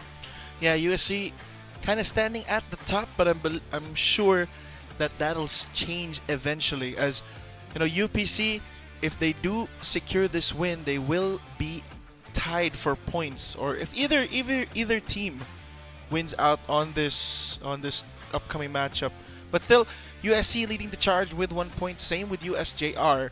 However, USJR have not played their second game yet, and CDU unfortunately losing their first match against USC, and UPC still yet to play. First game of the day Yeah. for the Fighting Maroons. Exactly. So now this comes into play. Is it better does UPC have the advantage of this one coming into this matchup fresh versus CDU, who has actually played already in a losing manner last game? So Yeah. this is going to be the pursuit to greatness. And of course, the winner of this matchup will basically just make things a lot better Yeah. for them throughout the rest of the day. Yeah. And you know, CDU losing that first match, now they're kind of pushed to the brink now. Yeah. They need to win their next match, and they need to win it convincingly. So UPC, even though they're named the Fighting Maroons, they're going to have to expect a fight from the White Definitely. Stallions. Yeah, this is gonna be a battle to the end between both of these guys. Both teams, of course, hungry for the spot in the playoffs. And again, with everything at stake here, especially Yeah. for the side of CDU, this is not gonna be an easy battle for them. Not at all. And you know, considering that it is the first game for the Fighting Maroons, I think they kind of have time to kind of look over how CDU have been playing, so they know which players currently are kind of like the weak spots on the machine for the White Stallions. So maybe they have a kind of strategy to look out for. Like maybe they're singling out one player on the opposite side, and I'm excited to see that. Yeah, exactly. And for the side of CDU as well, they're a little bit warmed up. They did play an entire game between against the USC squad. Oh, 24 rounds. Yeah, 24 rounds is more actually. It was a very close game between those two squads, and that does allow them again a bit of a warm up. And that's the good thing about this CDU squad. A loss previously does not affect them at all. But against them right now is this UPC team of Aggie, Constant, Caroling, Kramen, and Stein. Again, this squad has been very shaky as of recent. No, they had a good start, and then in the middle they faltered a little bit again. Today is a clean slate for them, and this is their opportunity to show up and show off. Yeah, showing up is one thing, but playing and succeeding is another. And the UPC Fighting Maroons, they've shown us the potential, but they are going to have to show us more than just potential today. Yeah, exactly. They have to show us all that they got, because this is the last hurrah for them today. This is their only opportunity to try and get in towards that playoffs. And up against them across, we have Dre, Inger Durley, Rain, Clargos, and Atlas, the CDU squad, who once again has been... This team has been increasingly improving throughout the whole series of CESAFI Esports League. Dre, last game, exceptional entries. They can take control of sites very easily. Exactly. But where do you think this squad needs to improve upon if they want to continue and get in towards the playoffs? I think there were a few rounds lang where they kind of knew what they wanted to do, but at the same time they were on point with what they wanted to do. But there were moments where Dre was kind of left out to dry. You know, they dumped two ultimates, the Convergent Paths and the Nightfall on that ace site, and you know, Dre was the one leading the pack, but he was more of running alone than instead of leading the pack. You know, he was the only one running towards site. The rest of his teammates were at still that A main area. So when he made first contact, his team was nowhere in position to go for that trade. And now, let's take a look at our map pick. So I think for CDU as well, I think that's the biggest thing they need to change. You know, just being on the same point. They already have that down. It's just execute as well. Yeah, exactly. And in terms of maps, right, CDU needs to take advantage of that coverage that Dre gets early on, and so they have to pick maps wherein their squad can be within each other, because we've seen a lot of Dre going in, making space, already in towards backside. The rest of the crew hasn't even entered the site yet. Yeah. And it's a good thing to point out as well, Forward, that this is the first time these two teams are going to be facing off each other. As we take a look at the map Vito now. CDU ban out Fracture, Lotus split.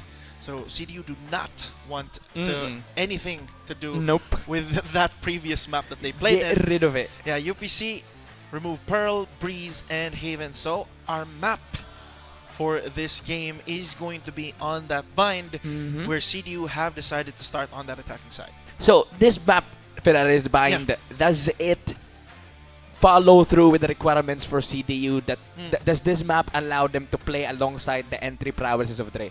Yeah, I think this is a more of a map where if your duelist is going to enter a dangerous position, you are certainly not going to be far off from going for those trades, but it's still the question is still there. You know, is Dre pacing himself together with the team, or is he more of taking the initiative on himself to take as much space as possible while putting himself at risk? Yeah, that's the thing, right? You kind of want to group up with them and not drag them on your pace, because then that kind of just makes them struggle a little bit, adjusting not only to the opponent's gameplay but to your team's gameplay as well.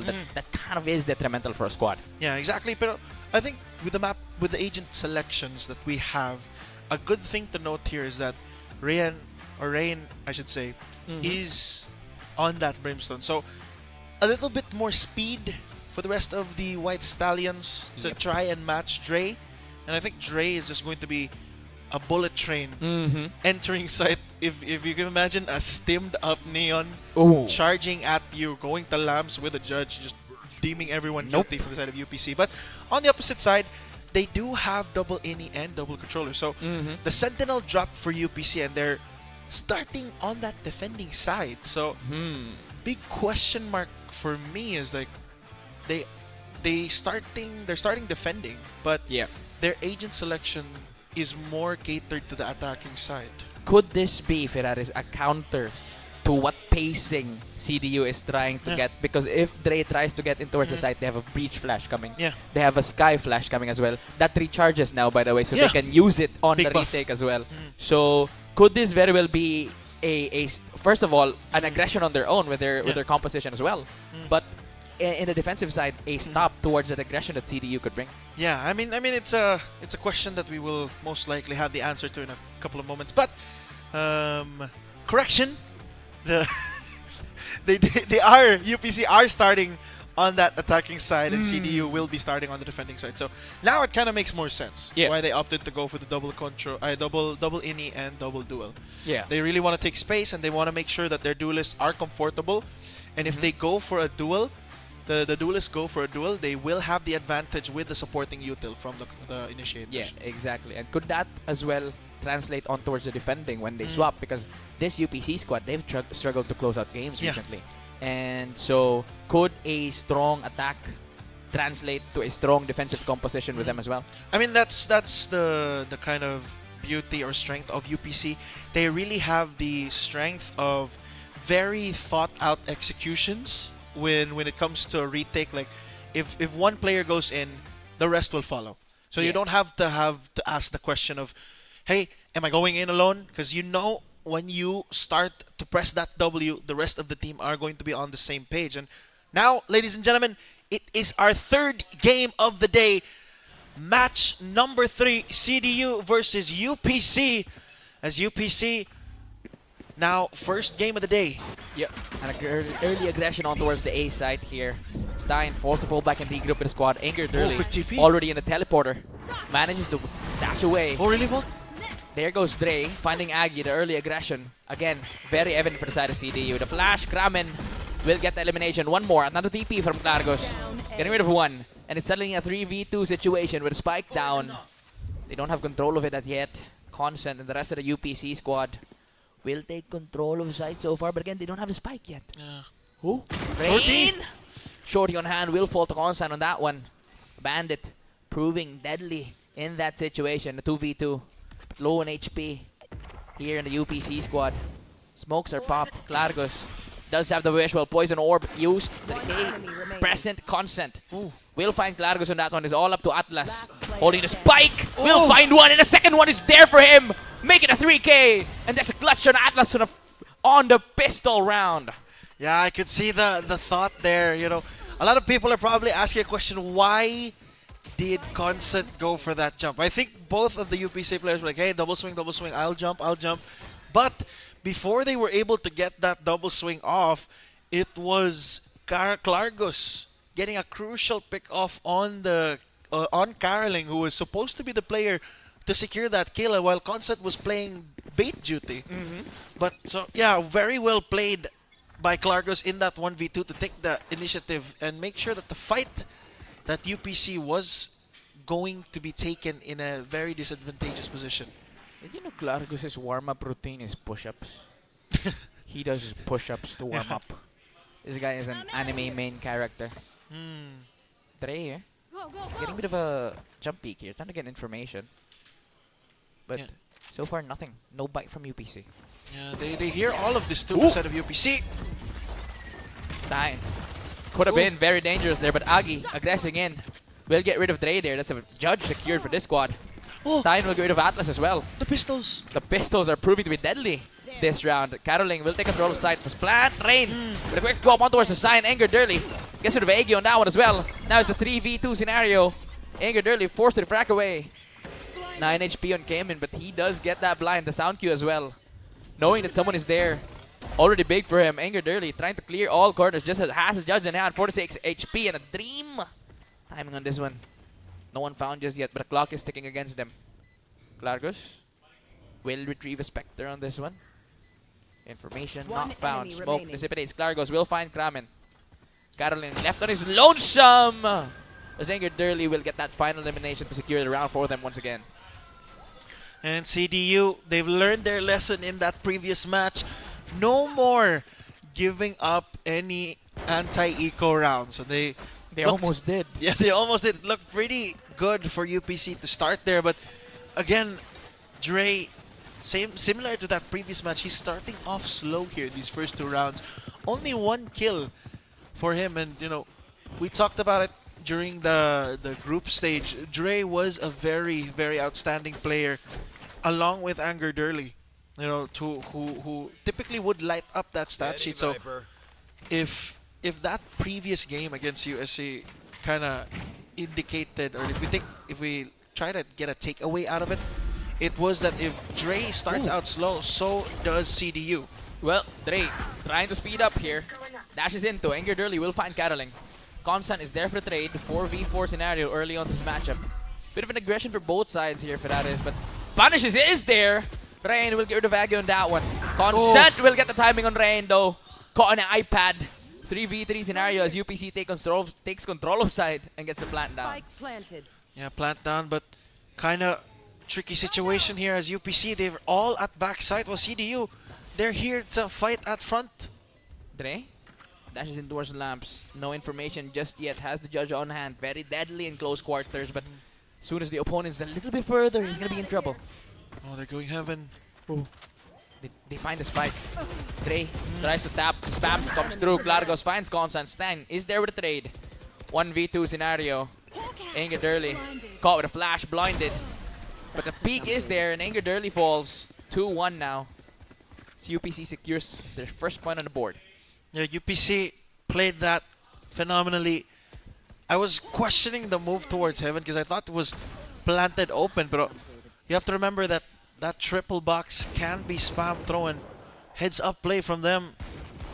Kind of deceptive with the way they planted it, but they made it work in the end. They fought together as a team. They grouped up, pushed that CT area to try and, you know, catch some unsuspecting White Stallion members. Even though they did go for the flank, the flank, I should say, they really caught CDU off guard when, you know, Dre started running in. Where are they? Where are the Maroons?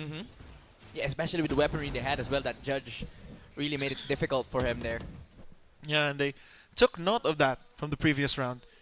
They're like, hey, they most likely have a judge on their side, so let's try to not play into their cards, play far, and let's take a more calculated approach as Dre might just overstep here.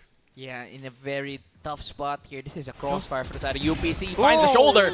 Will get a shot down. Dashes away. Still alive. Down to a very difficult situation there, but still, he's alive. He's there. He's kicking. Constant will get the jump peek on him though. Dre forced to fall back once again. Yeah, and they're playing tug of war right now. One side tries to pull, the other side responds in kind, and now finally Bang. it's UPC taking the fight now to CDU. The flash. Ooh, the Aggie Odin! will fall through. Goes in towards the smoke. Punished by the Odin there, and suddenly CDU just clearing house on that one. This is their side, and they're not letting anyone take it. Atlas seeing Klargos there for the support, and you know, this is the replay from the previous round of how well UPC played it out, but you know, in that 4th crucial round, UPC able to convert, so now, or I should say CDU able to convert that defense, and now UPC are going to have to go on this eco, and maybe they could try and come up with a round here, but they're gonna have to play their cards right, because right now they have not explored that B site, so now pivoting towards that area, they're gonna have to gather as much info on how UPC like to play the side, but they're instantly denied info on that long area. Yeah. Very, very tough position here for the side of UPC. They're down in economy. They do not have much to fight with. And the side of CDU, they have all the weaponry that they have. They can take the space. And again, UPC just really needs to find the spark here. Yeah. Possibly a miracle. Maybe a genie wish. Something. Anything. Yeah, they need to find an opening here, but right now CDU really not showing any gaps in this defense, not gambling for any peak. They're just waiting for UPC to walk in their crosshair, and that's just it. Yeah, push in towards the B side. Oh! And once again, CDU just clearing bodies left and right. Agi left in the top spot, almost headed short here, but we'll find Clargos on that one. 2v1 scenario. Will he be able to retrieve the spike? He does. But does he have the capability of getting the plant down?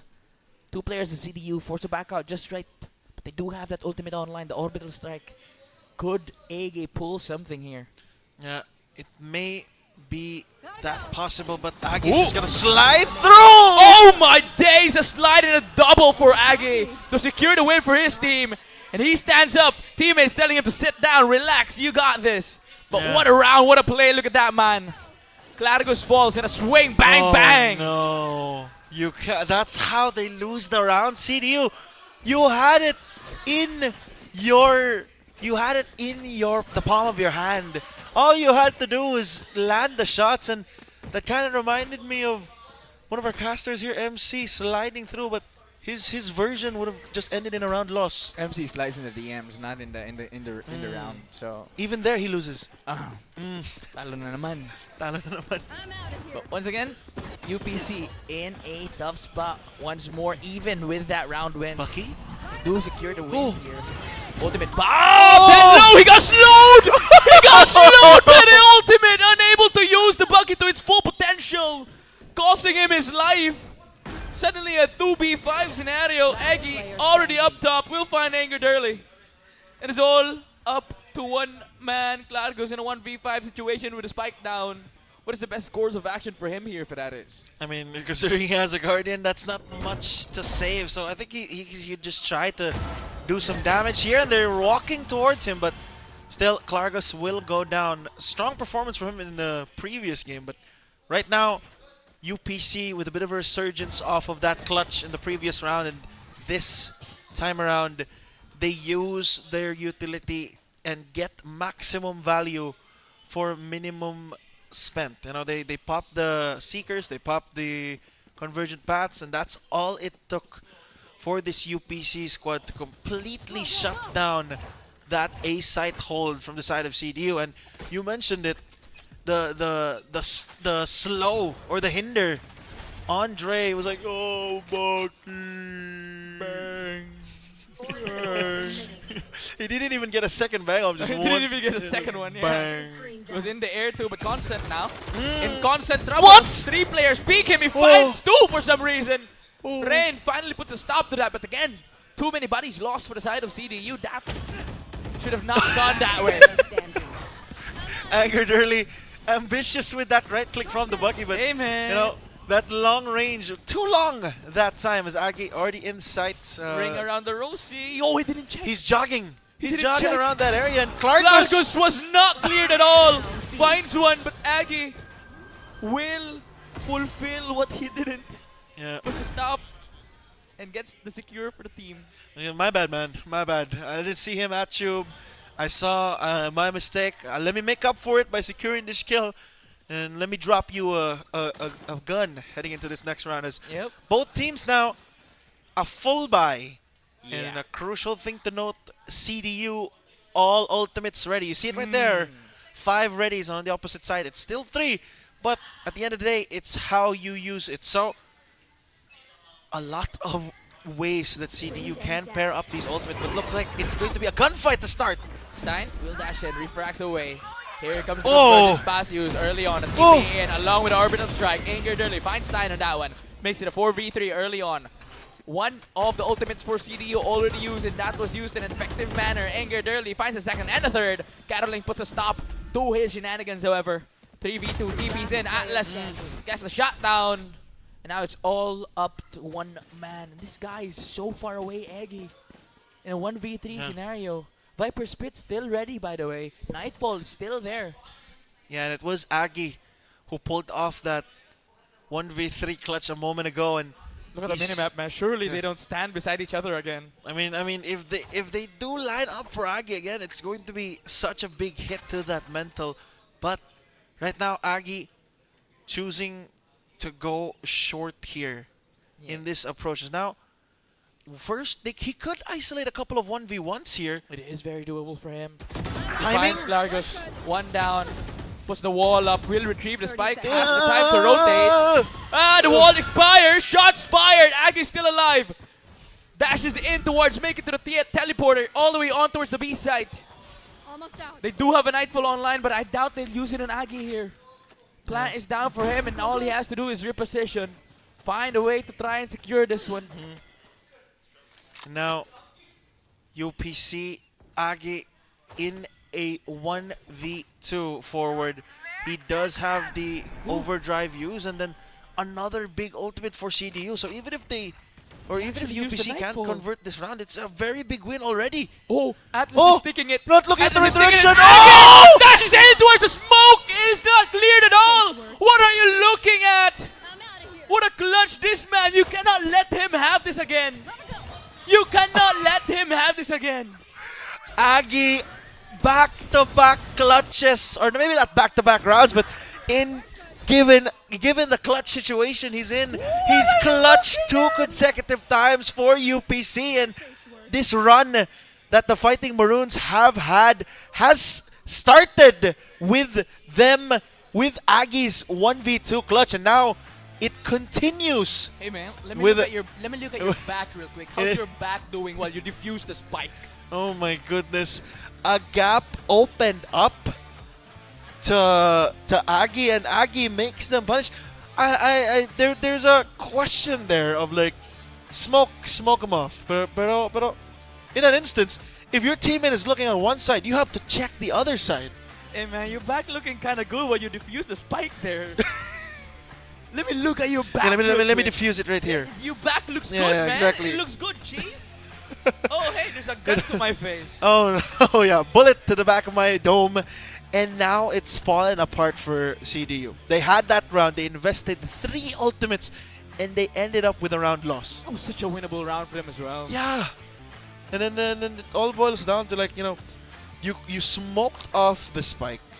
That may have been, it's arguable. It's very arguable that could have been the right decision, but you know, considering that it was a 1-on-2, maybe you could have like tried to tap it, even like force out a reaction, because full committing to that defuse is questionable as the orbital strike used. Yeah, UPC now dashing in towards the side. A little bit questionable timing on the pull on that ultimate there, but will get punished for it. But still, UPC able to take bodies here. 2v4 scenario for the side of them. Plant is down as well. They do have a weaponry to fight this here, Ferraris. And with the spike down, it does stick towards their side. CDU needs to adjust. Rain will find Kramen on that. Klargos gets a piece, making it a 2v2 now. Klargos finds another one. No, that was the same guy. I'm just blind. One enemy remaining. There we go. No. Rain finds Stain. Constant with a quick trade on that one. Viper v Viper. Viper diff Timing!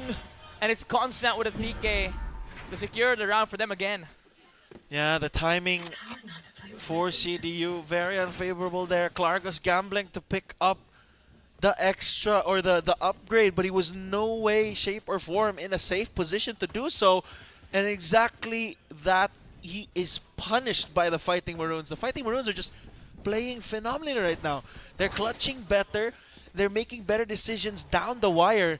And right now, CDU, their mental has to be in shambles after calling a timeout and not being able to convert. But still, that free round or that anti-buy round, the eco round, should have just been a buffer for what the actual timeout was called for. So we're going to see this play that they've cooked up in that timeout, possibly this round. Yeah, they needed the guns to execute something. They needed the weaponry to find value. And yeah, that is true, Ferraris. That was a good buffer round for them. Still, UPC does have the momentum right now, and CDU needs to force it to swing to them. That could very well be the catalyst for that. That's Atlas. Gets rid of Stein. That's their waylay. That's their second in. Yeah, that's a good pick off the start here for CDU. The question is now, can they hold on? As Dre already taking space, deep showers for CDU. So the Stallions kind of have an idea of where UPC want to end up, but all of that will come into clarity as this moment Dre has a timing here with the flank. No one's checking him as well. With the smokes down though, it could very well be detrimental to him. Dre will push in. Viper Spit pulls. Anger Dirty will find one. Dre in a spot finds Aggie. Dashes away, moves in, weaves in and out. Caroling spotted, but it's Caroling who gets the kill. And it's Anger Dirty with a trade to secure the round for CDU. And there it is. What they cooked up in the timeout. What they needed to do. Finally able to pull through with it. 4-6 now as they make the game just a little bit closer. Yeah, and CDU decisive in that round. We saw them finally take space around the map and not just wait for UPC to execute on their defense, because UPC, or CDU I should say, they've been playing into the hand of UPC these last couple of rounds, and UPC, if you get caught by their setups, if you play into their hand, you're not going to stand much of a chance. And now they're shifting their sights now on this B site. Yep. Full dash it, but good punish. Largus gets the punishment here. Aggie Largus again has an information, but Anger Dirty gets the elimination here. CDU, again, finding the momentum that they need. UP now down to 2-man. Yeah, UP down to just 2. Tough for them, but we've seen some clutches from this Fighting Maroon squads already in this game. I wouldn't count the Fighting Maroons out just yet, as a couple of spams here off the mark, and now the smoke dissipates. Ooh, timing on that one constant. Will find Anger Dirty, makes the 3v2. Still, lesser manpower, but they do have the spike on hand, UPC. Yeah, quick to pivot here on this A site, and if they could get this spike down with Caroling planting it, he does have that the orbital strike on time. Dre could have done something there, but unable to do so. Haunt destroyed. Ren 30 seconds left. will not have the information here. Oh, Actually able to secure it for CDU. yeah, and Caroling Last round does before end the up switch. going down. As we take a look here, it looked pretty good for CDU once again, and this time around they were able to close out that round, so they bring it to most likely an even end to the half, because if we take a look at the ultimates available for CDU, they currently have 3 compared to UPC's 2, but both of those ultimates are the same for both sides outside of that Viper's ult, so UPC! Stein, a little bit of an over-aggression there, but Aggie, quick for the trade. Orbital strike used, flashes in, Kramen down to 5 HP. The line does give information, but the Molly is popped. Convergence bat used as well. Aggie will get rid of Rain. Orbital strike counter used.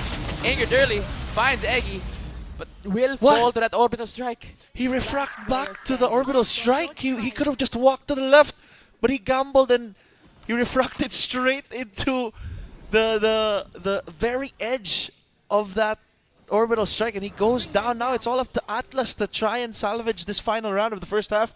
As CDU, they don't want to let this round slip right now, because this is such a big momentum shift.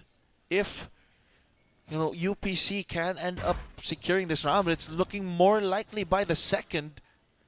But UPC still indecisive of where they want to end this round. Could have been a panic click, no? Yeah. Spike planted. Very unfortunate. And now Atlas in a 1v3 only has a Seize and a Prowler to work with, but that Haunt coming up here just about in a good time. If he can get 2 kills, he does have that Nightfall available, but he's still expecting one to be flanked, and the spike slowly taken away. He has to make his move now. Oh, gains information and Constant finds Kramen. Oh! But a quick trade is there, and UPC now will secure the 7th round. Yeah, 7 rounds for the Fighting Maroons here to end that first half, and CDU, they would have liked to perform better in that half, considering that they do have a pretty strong lineup for that defender side, with more of a hold on to the space that we already have to make sure that it's difficult for the attacking team to take it back. But UPC, they love their retakes, and that B site in bind is very difficult to retake, even if they have so many utility on their side. I'm still wondering how they're going to end up playing these post-plant rounds for CDU, though, because UPC, we talked about the util that they have, and we've yet to see how they end up using it. Yep. Trey, once again, very quick to his feet. The rest of the squad, though, nearby, but I believe they're not going to push for the A. All they did was gain information. The information gain they did. Aggie will try to aggress on towards the mid area of the map. No information given to him as well. Stein tries to clear back. Slowly walking in. Dre gives that visual cue. They do have the utilities here still. The flash is still available. The dashes, the runs. Kramen will get rid of that run though. Consent finds Rain as well. The slide, the pop. He gets blinded with it though. Atlas has the opportunity but will falter. Largos from the back will secure the trade, but it's Constant who gets the 8th to secure another round for his squad. Yeah, Klargos a bit too late on the reflank there and ended up costing Atlas his life, and from then on it just fell apart for CDU, and they're attacking first, or their pistol.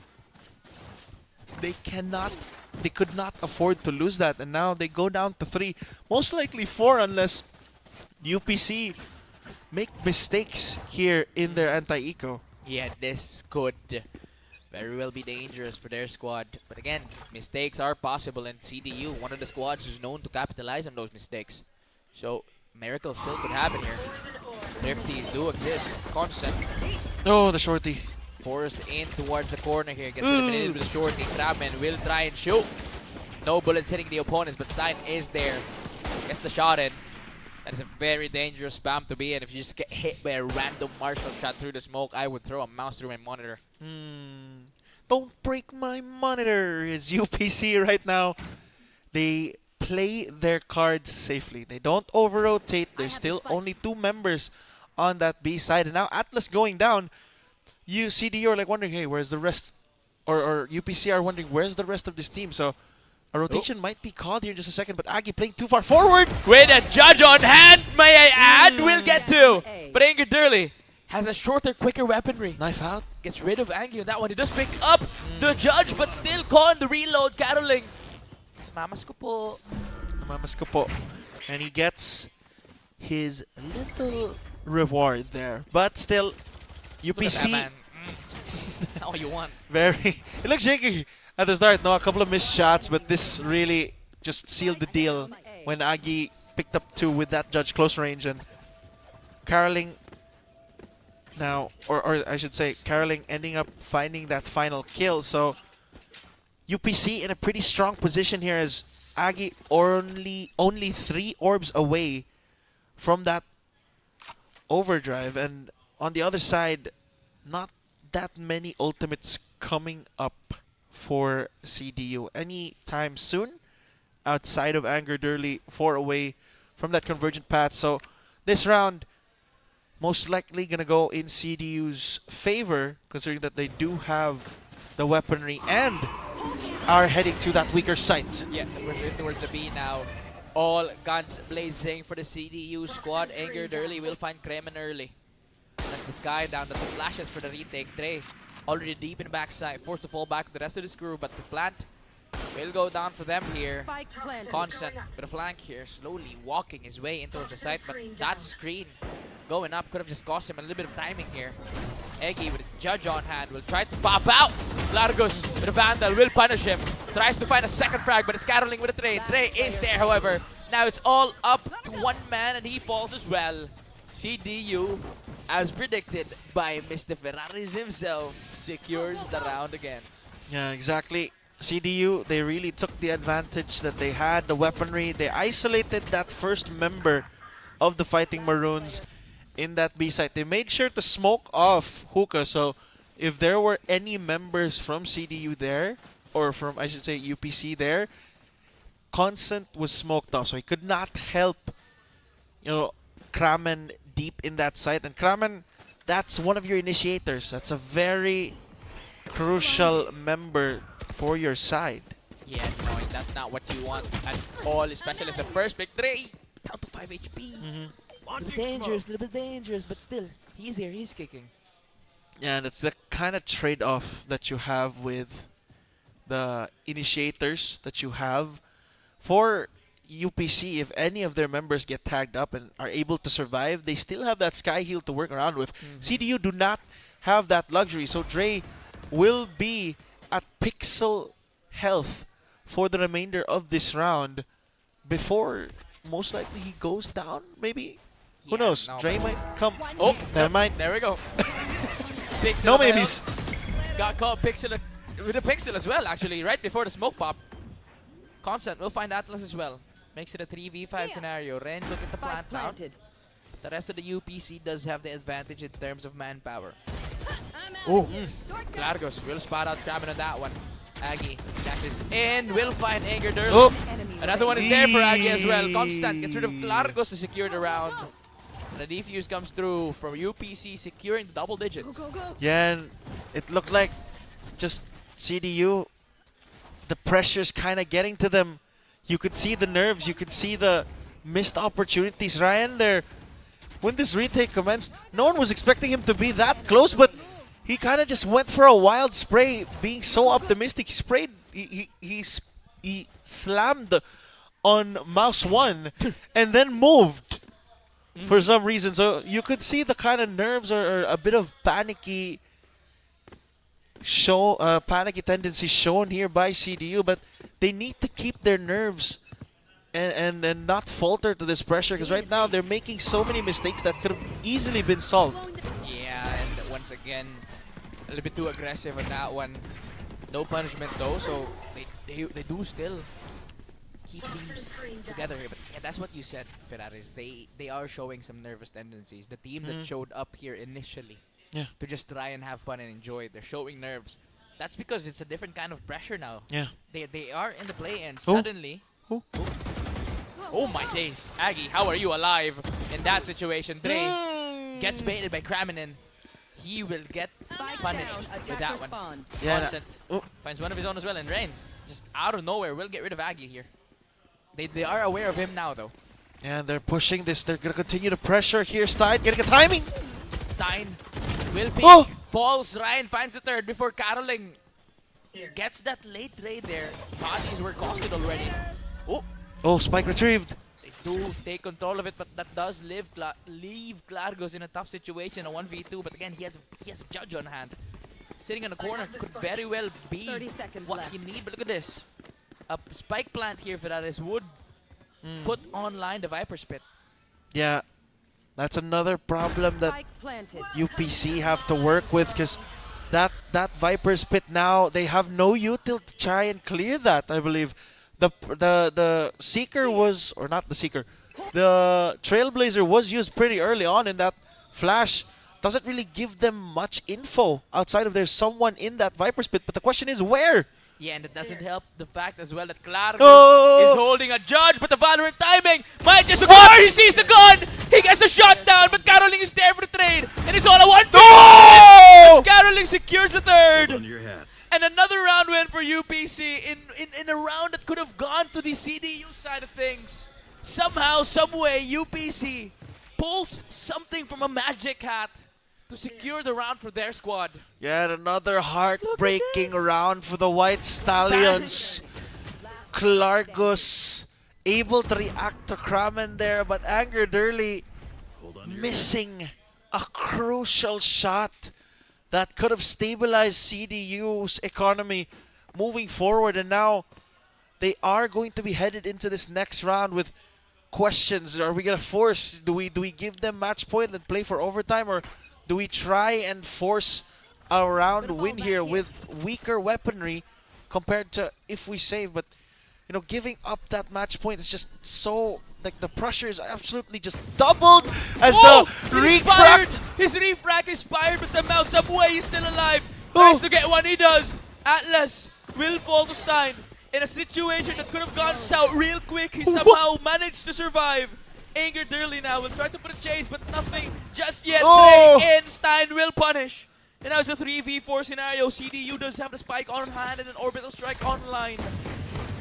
Will they be able to take control of site on this one though? Yeah, the spike gonna go down here, Ryan. Trying to find an opening, but he's playing close. Angered early. Somehow, someway, stays alive here. Stain finds the timing, but is angered early. Who punishes him? The flank is there. Overdrive used. No one dead yet. It's about to expire. Hello, Kramen finds Ren. All up to Klargos. Snake bite used. And it's Klargos. Nothing else to do in that one. Heartbreak once again for CDU. They had a window for that round, but they just could not convert. Rain, he played close, he played aggressive, even though he had the orbital strike available.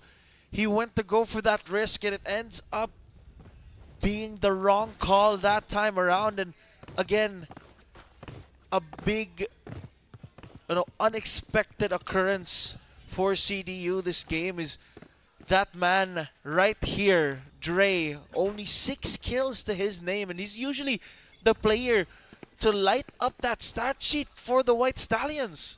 He had a flu game. Yeah, it's not the Dre that we're used to seeing here. Stein, once again with the aggression, this time not able to punish just yet. We'll fall back with this one. And yeah, like you've mentioned, man, Dre is not playing like he used to be. Could it be that defeat up against USC has affected the mental here, but the conversion path now used, along with a counter for the side of UPC. Here comes the Nightfall as well. Dre is caught with a conversion path. He is hindered as of right now. The rest of the CDU squad close by, still able to trade him if in case something happens. Oh, it's a full 5-on-5. The smokes are down. The plant attempt is in. It is down as well. Orbital strike used. Caroling will find range. Here comes Atlas, getting rid of Iggy as well. Stein finds one of his own. Now it's a 2v4v1. Hello, bodies falling left and right for the side of CDU, and just like that, UPC secures match point and wins their first game of today. UPC, once again, very looking good here in their first game of play-ins. And they start it off with a convincing win over the White Stallions. And, UPC, they had to work for it.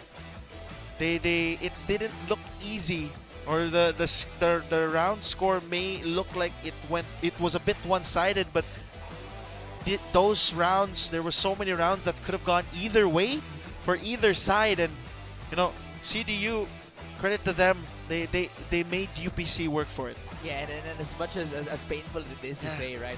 So many rounds in that game could have gone to CDU's side. They had all the stacks on their favor. Somehow, someway, UPC managing to find hero, miracle plays. And then this one, that is what they needed. That is what gave them the edge up against this squad. Because if you look at them just side by side, these two teams are very equal. But UPC today has that oomph. They have that hunger. And they have that clutch potential that they've been lacking this past few weeks. Yeah, exactly. I mean, UPC, if we take a look at last season, this was where they fell short. This is where UPC, they had a chance to make it to playoffs, but unfortunately, they did not show up in play-ins. They weren't able to perform as well as they'd liked that time. So this time, what do? That they're in the same spot that they were previous season. They came here to play, and that was a very, very big statement game win. Exactly, and I would like to point out as well, in a manner that they won, because 13-6, that is what? 7 round differential? I see. Yeah. You see what I did there? But yeah, this is a 7 round differential for their squad. And compared to winning it like 11-13 or something close, this could very well be the determining factor if UPC would be able to get in towards the playoffs or not. Yeah, as if CDU were -2 a while ago, right now they're -9. And then even not only that, they still don't have a map win. But for more info here, let us pass it on to our host Shane, standing by with our player of the game. Thank you so much for that, casters. And of course, congratulations to both teams for that amazing match. And of course, we would like to commend the CDU White Stallions And now, we have our MVP right here, right now. We have here UPC Consent. Congratulations for that amazing match. And now, Consent, of course, I want to ask you, kamusta man? This is your first match for today. How are you today? It's the first match and it really started like in a good way for us. It started great. We got a win off CDU, but like our mindset now is that we won't get complacent. We need 2 more wins to secure a spot to the playoffs. So job's not finished yet. So we'll push even harder. Okay, you mentioned that you need 2 more wins, right? And your next matches, your next contenders, they have finals experience, the USC Warriors and the USJR Jaguars. So I want to ask you, how do you plan to counter them? Actually, like the things that we adjusted like the past week, we kind of like talked among ourselves, trying to see what went wrong. And it's not because of our opponents, but even though they're very good, don't get me wrong, but we shouldn't doubt our ability. Our issues there were more of like the intangibles, like the mentals and the other aspects of the game. And we really strive to improve that part lang. We really want to focus on our game first before we think about the others. So we want them to play to our tune. So I saw that you guys really did well in internalizing your, checking your flaws during the game. So during your game, you guys had amazing clutches. It was really like, even the sidelines, I was like really screaming with how good you guys were. So I want to ask, where did that confidence came from? Yeah, so like I mentioned earlier, like we did a little bit of deliberation ourselves, and the thing that we really want to stand out is that we shouldn't doubt our ability because we're here in CESAFI, right? And each of us as individuals, like we can hit above our rankings, or we can hit above like what we really showed in the past week. So we really want to focus on that confidence first, and then we could improve better as a team, and we could support each other. Also, shout out to like Aggie and Caroline over there. Like they were really great clutches, and like you may look at the scoreboard and think that like it's a big lead, but actually no, it was just like really good clutches on our side of the team. But of course, we're also very confident of the win. Of course, you guys are CL players for a reason, right? Of course, before we end our interview, do you have any shout-outs or messages to your supporters? Messages to our supporters. Thank you very much. Please continue watching. We'll hopefully get 2 more wins to secure our playoff spot. Thank you. Okay, thank you so much for that concept, and good luck to your next game. And now to get to know more about the match for today, let's go back to our casters. Yeah, wonderful interview, Shane, and wonderful insight from Constant. You know, this UPC team, we talked about it in group stage that we could see the potential, and we were expecting more from them coming into this new season with the heartbreak that they faced in that previous one. Yeah. And you know, it took them some time, but they're finally hitting on the weight class that they should be. They're seeing the potential that they have themselves, and again, one of those key factors is today Constant's gameplay, man. He has been a constant in his squad. He's been delivering time and time again, even throughout the duration of the season. And today, he got to shine. 313 ACS, 22 kills, 4 assists on that Viper role, by the way.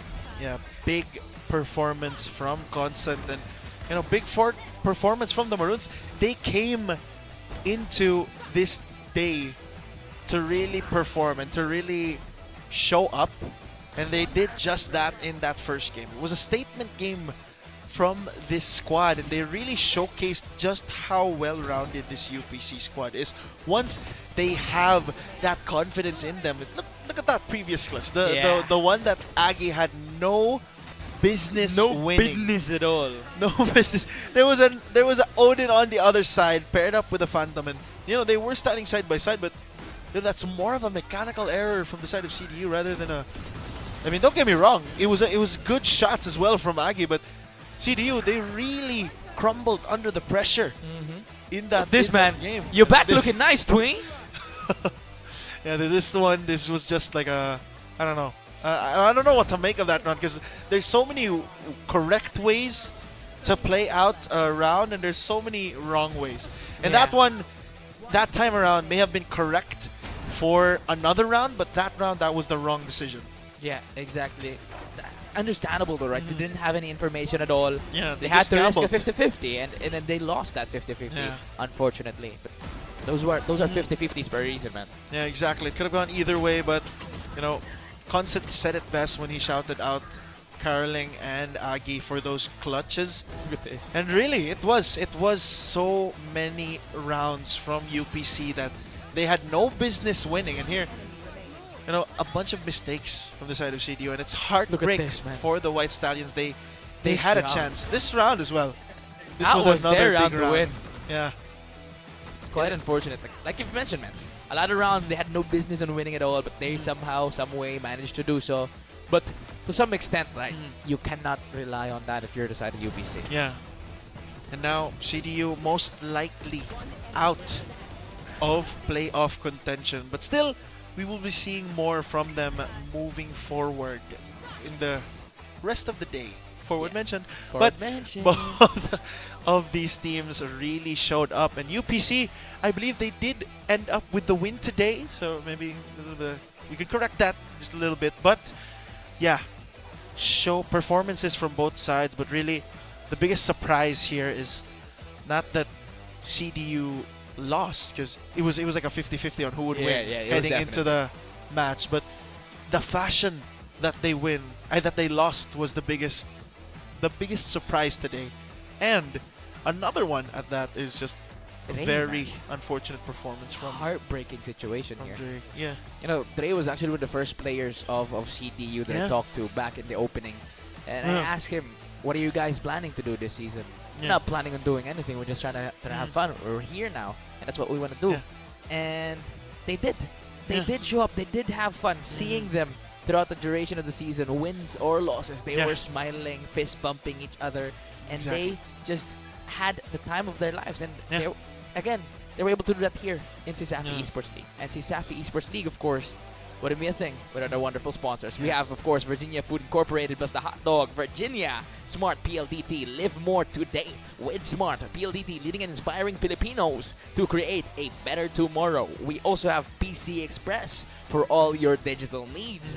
Crayon Lab, your one-stop shop for premium prints and custom designs. We're also live on Smart Sports and Puso P. Catch every clash, every play, and every victory at the CESAFI Esports League. Stream it live through our official media partners, Puso Pilipinas and Smart Live Stream app. And of course, we'd like to thank CITU Yep. for being our venue partners throughout the duration of the CESAFI Esports League Season 4. And of course, we're not only live in Smart Sports, we're not only live in Puso P. By the way, we're also live at the official Facebook page of the CESAFI Esports League, where all the action go down, all the stats are posted, and all the beautiful pictures of my partner Ferraris are there. So if you're not following, make sure you follow. Because what are you doing not What are you following doing not CESAFI following? Esports League? Come on, man. Share the stream, like, and Yeah. of course, share it to your crush. Pang first Exactly. move ba? Ay, Exactly. tanaw ta follow ka. Yeah, Nya exactly. magduo ta after. Ingana di ka mo operator. Ay, dili man. Dili na. Dili man. But yeah, excellent showing from the two teams, as Forward mentioned already.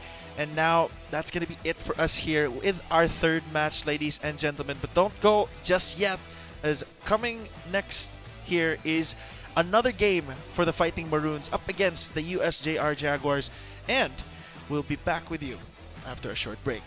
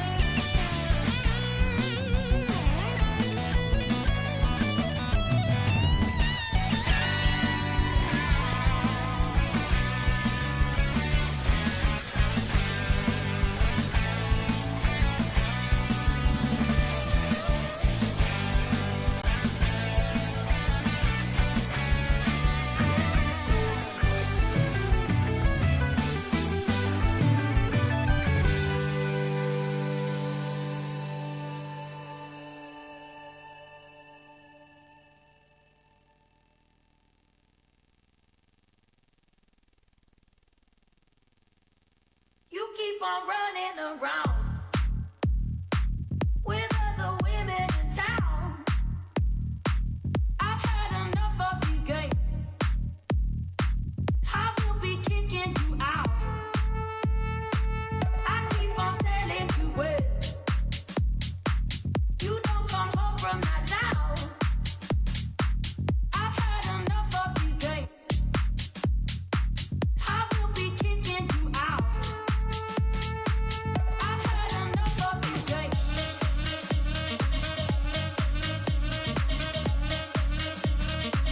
I've had enough of these games.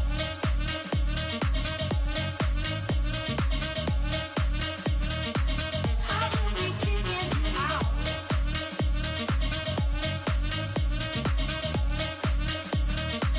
I've had enough of these games.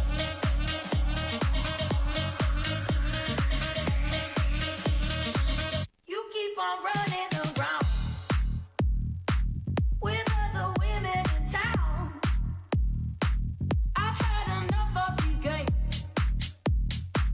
I will be kicking you out. I keep on telling you when you don't come home from nights out. I've had enough of these games. I will be kicking you out. I've had enough of these games.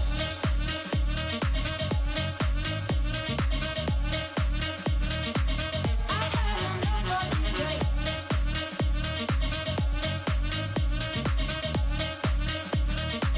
I will be kicking you out.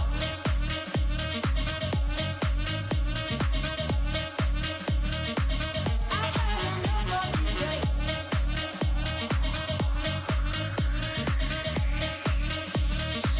I will be kicking you out.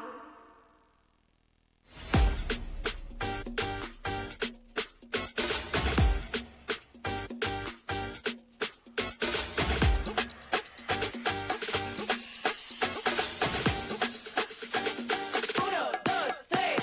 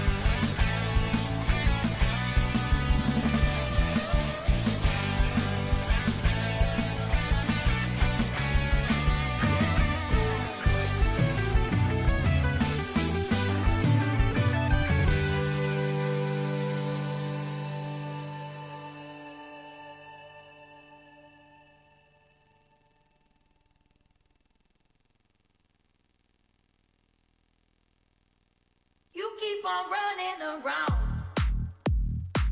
with other women in town. I've had enough of these games.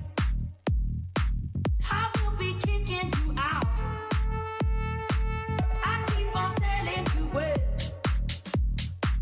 you don't come home from nights out. I've had enough of these games. I will be kicking you out. I've had enough of these games.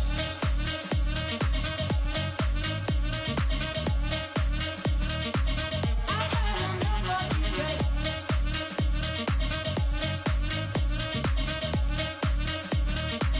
I will be kicking you out.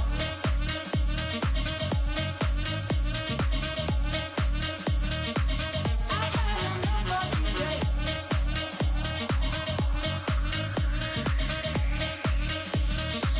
You keep on running around with other women in town. I've had enough of these games. I will be kicking you out. I keep on telling you when you don't come home from nights out. I've had enough of these games. I will be kicking you out.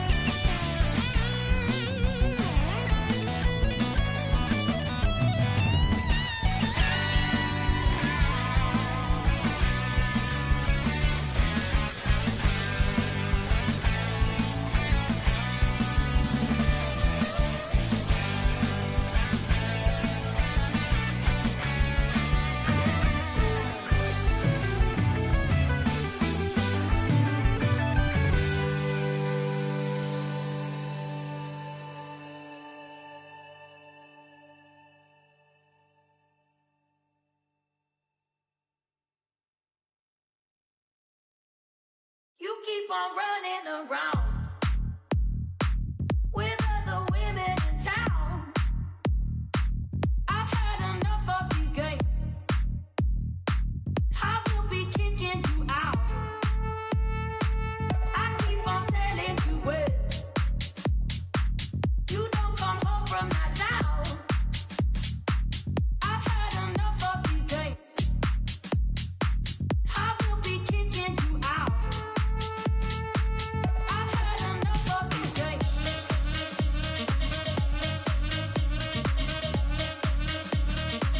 I've had enough of these games.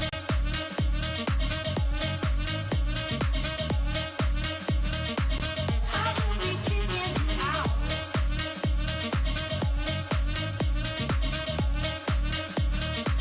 I've had enough of these games.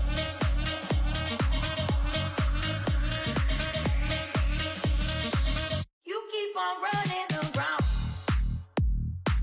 with other women in town. I've had enough of these games. I will be kicking you out. I keep on telling you when you don't come home from my town. I've had enough of these games. I will be kicking you out. I've had enough of these games.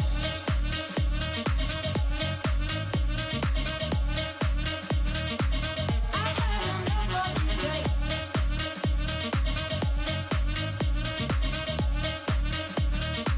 I will be kicking you out.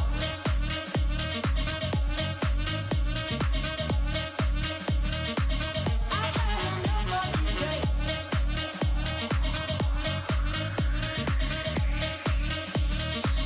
I will be kicking you out.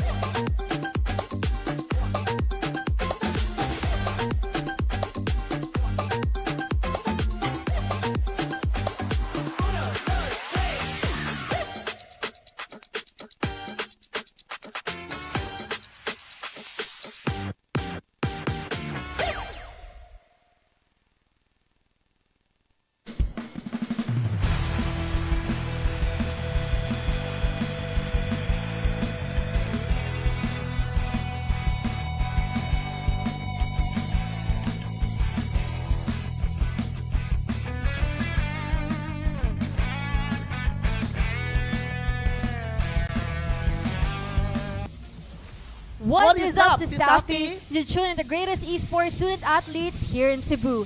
This is CESAFI Esports League Season 4, Week 6. This is Kesia. This is your host with love, Kazu Ranran. Now, hopefully, leaguers right here are just as stoked to watch the upcoming matches today. Because I'm telling you, it's week 6 now, but the flames are really burning. Week 6 na ba ngayon, Cos? Oo. Oh my God, I cannot believe that we are finally on our week 6 and the battle between CDU and you are very intense and hype. And now, Cos, we are moving forward on our afternoon matches today, starting with, because we are now facing the wrath of USJR Jaguars against UPC Fighting Maroons. No, correct ka dyan, cuz. So to our live audience out there, who do you think is going to win? Is it UPC or is it USJR? So cheer in for your favorite team by typing in hashtag UPC for the win or... I love UPC, pero now, kung gusto nyong manalo ang USJR, don't forget to comment hashtag USJR for the win in the comment section. And cause before we officially start our program or games today, we would like to thank our lovable sponsors because this event will never be possible without you guys. Thank you for the love and support. So now, a very special thanks to Virginia Food Incorporated, Basta Hot Dog Virginia, Smart Communications, live more today with Smart. PLDT, leading inspiring Filipinos to create a better tomorrow with PLDT. PC Express for all your digital needs. Crayon Lab, your one-stop shop for premium prints and custom designs. MCC, MSL, Puso Pilipinas, Smart Sports, and Cebu Institute of Technology University, our venue partner. Thank you, our venue partner CITU, for the love and support. And now, cause I'm gonna ask you, are you ready? Ready. Because I am ready, and now I will now give the mic to our wonderful and pogging casters, Mr. Bronze Radiant Player Ward and Mr. Fantastical and Radical. Casters, take it away. Guess who's back? Back again. CL is back. Tell a friend we're back once more for some amazing Valorant action. And this amazing Saturday, we just witnessed a banger of a matchup between CDU and UPC. And this time, we're gonna see yet another one. Today is just gonna be banger after banger after banger. That's why we're dancing, because we're having fun. We're enjoying the show here at CESAFI Esports League. I'm your bronze player rating caster forward, joined by Mr. Fantastical and Radical. And let's take a look at the standings real quick before we proceed with this afternoon set of matchups. And this is where we're at right now. So, as of the moment, we're seeing that both the UPC is standing on 1-0, 1 win, as well as USC, San Carlos with 1 win and 1 loss. And now we see here that at third place, we have USJR with 1 win as well. And now with the upcoming match that we're about to see, we are going to see a clash between the two teams who have a point in this game right now, in the play-ins. No? And both teams can somewhat afford to lose around, but they should not get complacent at all. That's not something they want to do, and it's quite... the pressure is a little bit on the Jaguars at the moment, since UPC has had their time to, you know, get accustomed to the environment, to the energy that there is that today is giving towards them. And USJR might start off a bit slow, might not, but you know, as we're about to see later on, the results will speak for themselves. And here we go. The Maroons clash with the Jaguars claw as the battle continues here at CESAFI Esports League. And once again, a very important matchup for these two squads. They are tied at 1 point apiece right now. But as of the moment here in Radical, USJR does have the round win advantage up against UPC. And so they kind of have a little bit of a laxed mindset coming into this matchup. But again, you don't really want that to be too much. A lax mindset is good. You don't succumb to pressure, but too lax, you're cooked. You don't want to use that lax. You don't want to use the edge you've been given as somewhat of a crutch. That's not something you want to do, especially on a competitive field where each round win makes a difference. Yeah, exactly. And yeah, like moving forward, if they want to keep that spot, they have to fight for it. Yeah, and this again is just gonna be a clash between these two squads. point-wise, they've Very really close, yeah. And in terms of gameplay and strategy as well, and how their season has been going, it's pretty much been a mirror of a journey for these two squads. Exactly. You know, sometimes they're in, sometimes they're not, sometimes they're up, sometimes they're down. It's a bit of a shaky start of the season for them, but this play-in is where they need to stabilize that if they want to secure a spot at the playoffs. Exactly, and by stabilize, you mean to say that they have to work more and grow as a team. And it's not just something that they could quickly change overnight. The gradual progresses you see with each week really shows the seeds that they're planting, and it's now time for them to reap what they have sown. Yeah, exactly. And now let's get to know the players in these two squads that we've been talking about for the majority of the beginning of this afternoon. It's going to be Aggie, Constant, Caroline, Kramen, and Stein still playing for the side of UPC, and Constant, the MVP of the last map. They do have the momentum on this one.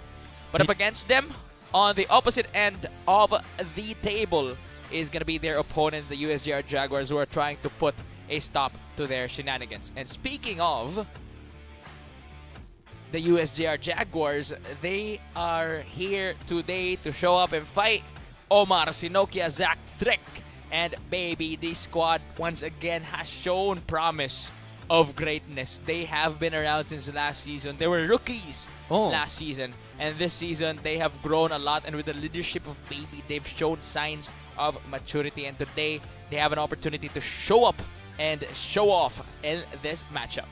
And especially with how they play their game, USJR are really quite proficient with their executions, and I believe it's just a matter of having to stay long in the fight. You know, they have to really last long. It's a battle of longevity.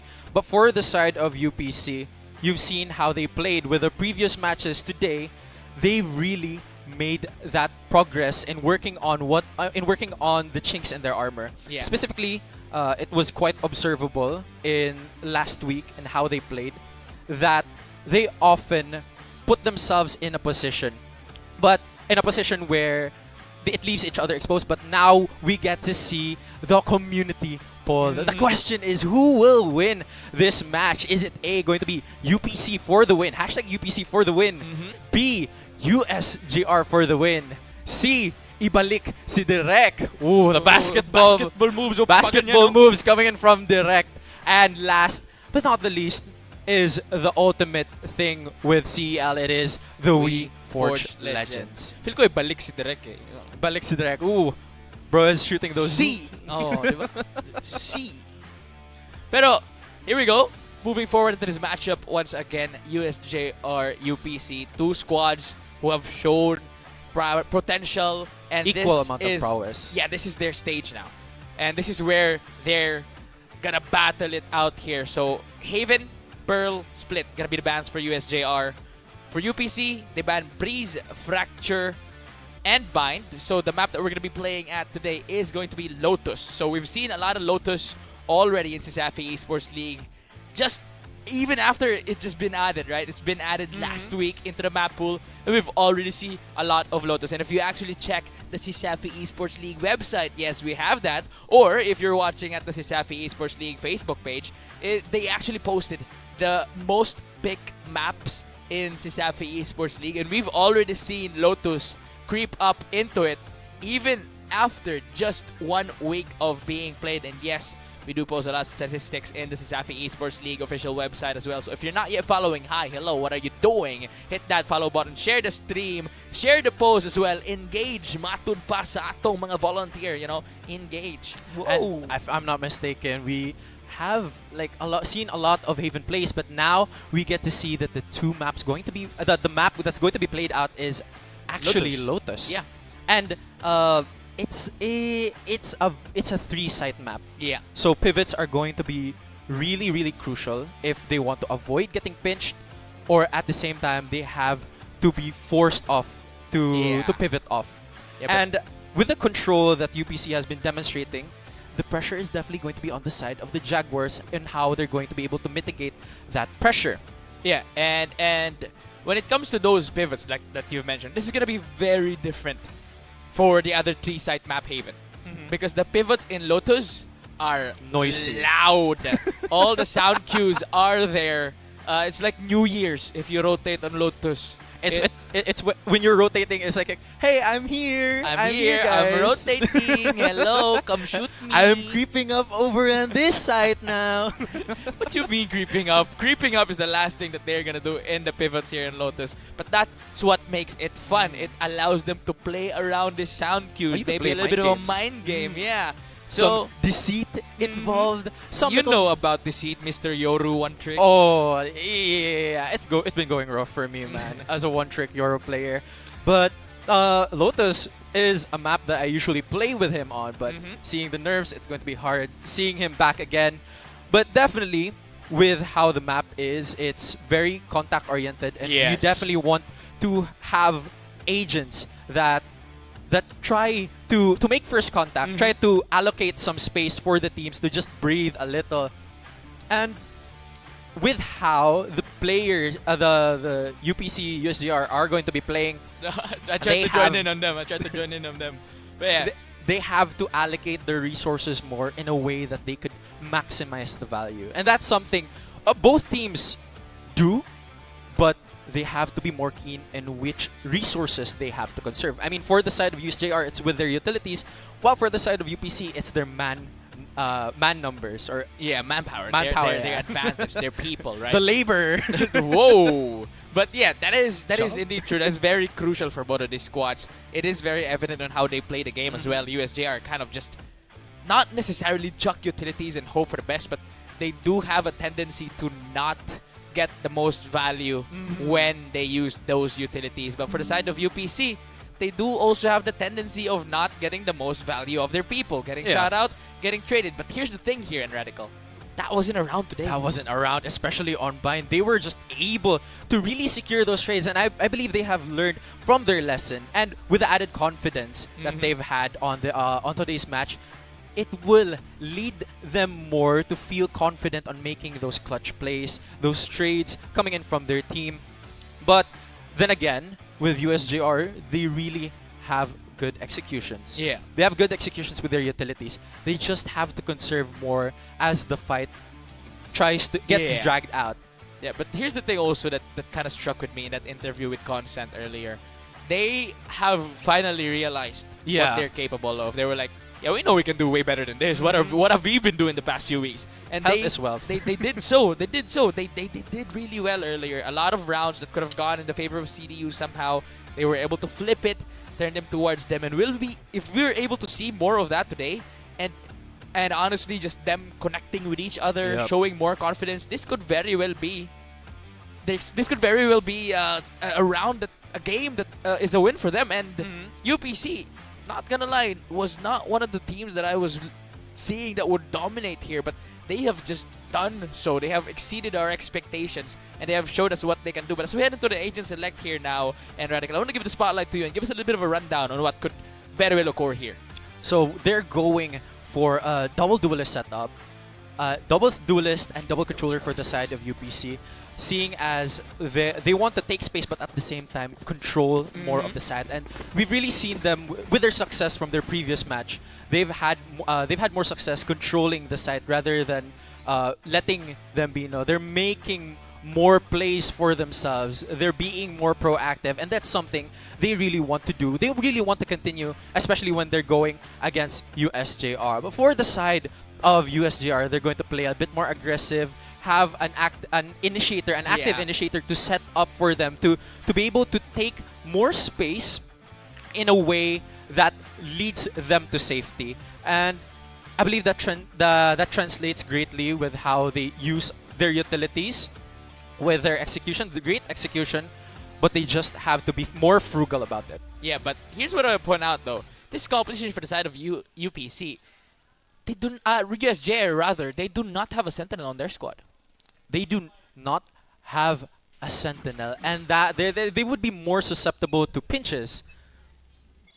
But at the same time, it's not. It is something they have to look out for, and they have to anticipate really hard.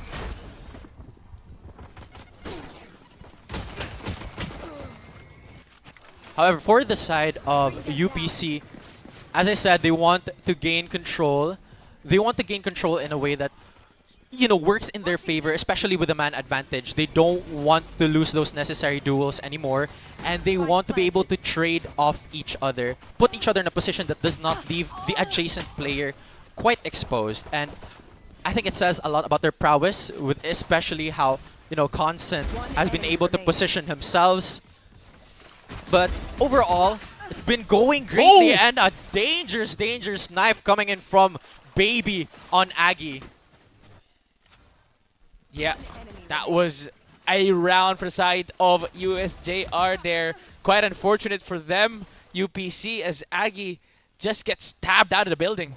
It was a very bold statement to make. They're trying to emphasize that they're very confident in this match and that they have control over the blunders that they've had from the previous week. Yeah, that was quite an unfortunate situation here of UPC they've been put in. But now they do have to capitalize on this, as Baby and the rest of the squad on the attackers here. USJR dashing in, already deep in. Sinokia, the rest of the crew is here.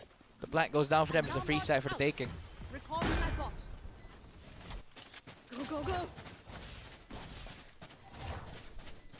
I mean, with the composition that USJR have, they don't really want to give UPC the set, as it's going to be difficult for them to ever try and get those necessary retakes. They don't have anything. They barely have any utilities to further stall the aggression. And we've seen here still a pistol round, but UPC have really been showing that they're able to create more plays together. They're not doing those individual plays anymore. They're not leaving each other behind. Yeah, and that's the evolution of their play here. As now USJR looking for a... Oh, actually, it's USJR with the lead here. I believe that was swapped around early, but now USJR with the lead. UPC looking for a spark. They have been playing well together, but currently not enough just yet to topple USJR.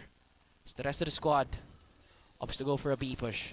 An aggressive dash in towards the B with the utilities used. Here comes the aftershock. Ramen finds Zach, however. Puts a stop to him. The revolving door is now open on towards the C site. Baby does get caught near site. The rest of the crew now pushing in towards C. Stein with a late rotation. Omar finds Kramen through the smoke. And the spike is down for the side of USJR. They do take control of spike. UPC. Ooh, my days. Trying to go for the retake here as Aggie gets rid of Omar. Ultimate used. Trying to find space, Baby. Already here. Tries to get the shot, but Caroling will put a stop to him. 2v2. A Strick gets shot from the side. No clue what happened at all. Stein getting rid of Sinokia to secure the round for his squad. It was a really good play coming in from UPC. They were able to scatter the eyes on the side, but knowing their composition, they don't really want to give the space. They want to take more control for their side. It's dangerous to let USJR inside, because once they do, they've sunk their teeth in it. And with the statement they made, they're very confident. They've shut down they've shut down a little bit of early confidence coming in, but it's not something that cannot be recovered though. Yeah, that is quite tough for this squad now, but UPC will put their name on the board somehow, some way. Still keeping the fight equal. Still keeping the fight alive. As USJR now, quick stun on towards C. No follow-up just yet. They're being very careful here, trying to clear all sides. But still, UPC is here for the fight. They really don't want to isolate a player on the side of UPC, because that leads them to be more susceptible to getting the pressure on them. Yeah. And with that added pressure, it leads them to make these it leads them to create those small mistakes that lead into a very huge stack of errors that just tend to blow up on their faces. Yeah, it's just a big domino effect for them currently. But UPC, still, full squad here. Chip damage do exist for them, but still able to fight through. Boombot will not clear Kramen. It does actually eventually. But the rest of the USJR squad already deep inside. Zach is here. Information gained, but Stein gets that elimination early on. 5v4 situation. Trick with a flash will gain control of site. Kramen and the rest of the UPC squad trying to prevent the plant from going down, but it does. Caroling in a tough spot here. Only a smoke between him and some opponents. Aggie will find Omar. Caroling finds one apiece as well. Baby will get that quick trade, and there's a 3v2, 2v2 now as Baby finds a third. There's a 4 now for Baby, but it's Trick who actually steals the ace. Wouldn't let his teammate have it, but still, that's a round secured, and a round win is a round win for them. They have to avoid, USJ have to avoid dry peeking. It is a crucial blunder, especially when you're alone, nobody there to handle the line of sight that you were once handling, and it becomes the chink in their armor that lets the chain of interactions just fall apart. They tend to be in a line of sight that just exposes the adjacent player whenever a duel seems to fail, and they have to secure more of their duels, especially since they barely have any physical way, any strong utility of really denying certain spaces. Yeah, but the problem was that really oh my days, just gone through the wall there. Spammed out, information gained, and that was used to the maximum potential. Getting rid of a player. Big for the side of USJR. Trick once again will get the plant down for their squad. Another easy side take for USJR. UPC has been struggling to hold things down, and maybe the reason why we didn't see any of this trading difficulties that UPC had in the previous map was just because of its architecture. Bind, very cramped, very easy to trade, but right now USJR making good use of the space here on for Lotus, but Kramen with the help of the near side will get rid of Omar on that one, but Baby is there for the trade, finds 2, Zach is there as well, Baby gets a third, and once again USJR will secure another round, and this time the vibes are in, the players are laughing and they're smiling about it. It seems that Jaguars don't need that warm-up in them. They have been on a roll in this match, but you know, it's just in the matter of how they really know which utility to use. They have a lot of punishing utilities, and being an agent that somewhat gives virtual denial, virtual mystery behind those screens, you really don't want to be punished for the spaces you're taking alone, especially when you're alone. Yeah, an early use of a Viper Spit here by Constant. Will he be checked? Ooh, Showstopper used. Oh my days! A 50-50 and Constant falls to it. The rest of the USJR squad now flooding in towards the site. 2 players down for the side of UPC, and the plant goes down for Baby. The rest of the USJR crew now taking their time, finds the space that they need. Beautiful read, by the way, with that Showstopper being able to pinpoint where Viper was, and that was a very, very crucial way for them to open up the site just a little. Trick! Aggie tried to pull a Trick on Trick, but Trick is there to put a stop to it. Caroling will fall as well, and it's all up to Stein. 1 man remaining will find Trick, but the second one just not there for him just yet, as Baby puts a stop to him once more. And over the whole duration of this matchup, it's just Baby's name showing up on that kill feed here in Radical. He's been popping off. They really don't want to give them those isolated plays. It's been coming to bite them on their back. It's coming to bite them on their back, and they're getting punished for playing alone. Despite and knowing that the UPC are really, really good mechanical players, they just don't want to overextend when they're all alone, and it's somewhat of a resource. If USJR have to be more frugal with their utility, it is to be emphasized that UPC have to be more frugal with their manpower. They have to use the number to their advantage, and even though they have the numbers advantage, they tend to isolate these plays. That advantage. They try to enter, or they try to challenge, you know, the chokes, the side, but one by one, and they're going in the single file line way of thinking. They're going into a play that just diminishes the number over time, and it's costing them those executions that they're really, really known for. Yeah, it's been very difficult for their squad to again trade their teammates. They've been struggling with that throughout the whole season, and we thought that problem didn't exist in Bind anymore, but this time here in Lotus, it's gone again. I mean, part of that, I guess, really does fall into The architecture of each map. architecture of the map and the composition they have. They have really great execution plays. However, it is not built to punish the spaces that are being taken. Yep. Now, with Delay. the lockdown now used, Stein will get rid of Drake, but Zach is there for the trade. Again, lockdown still online for the squad. Baby swings, finds Gramin on that one. Caroling with a quick trade. 3v2, but Caroling is caught on a detained. lockdown. The door is open. Oh Omar my God. crashes bam to the wall. Omar eventually getting that elimination.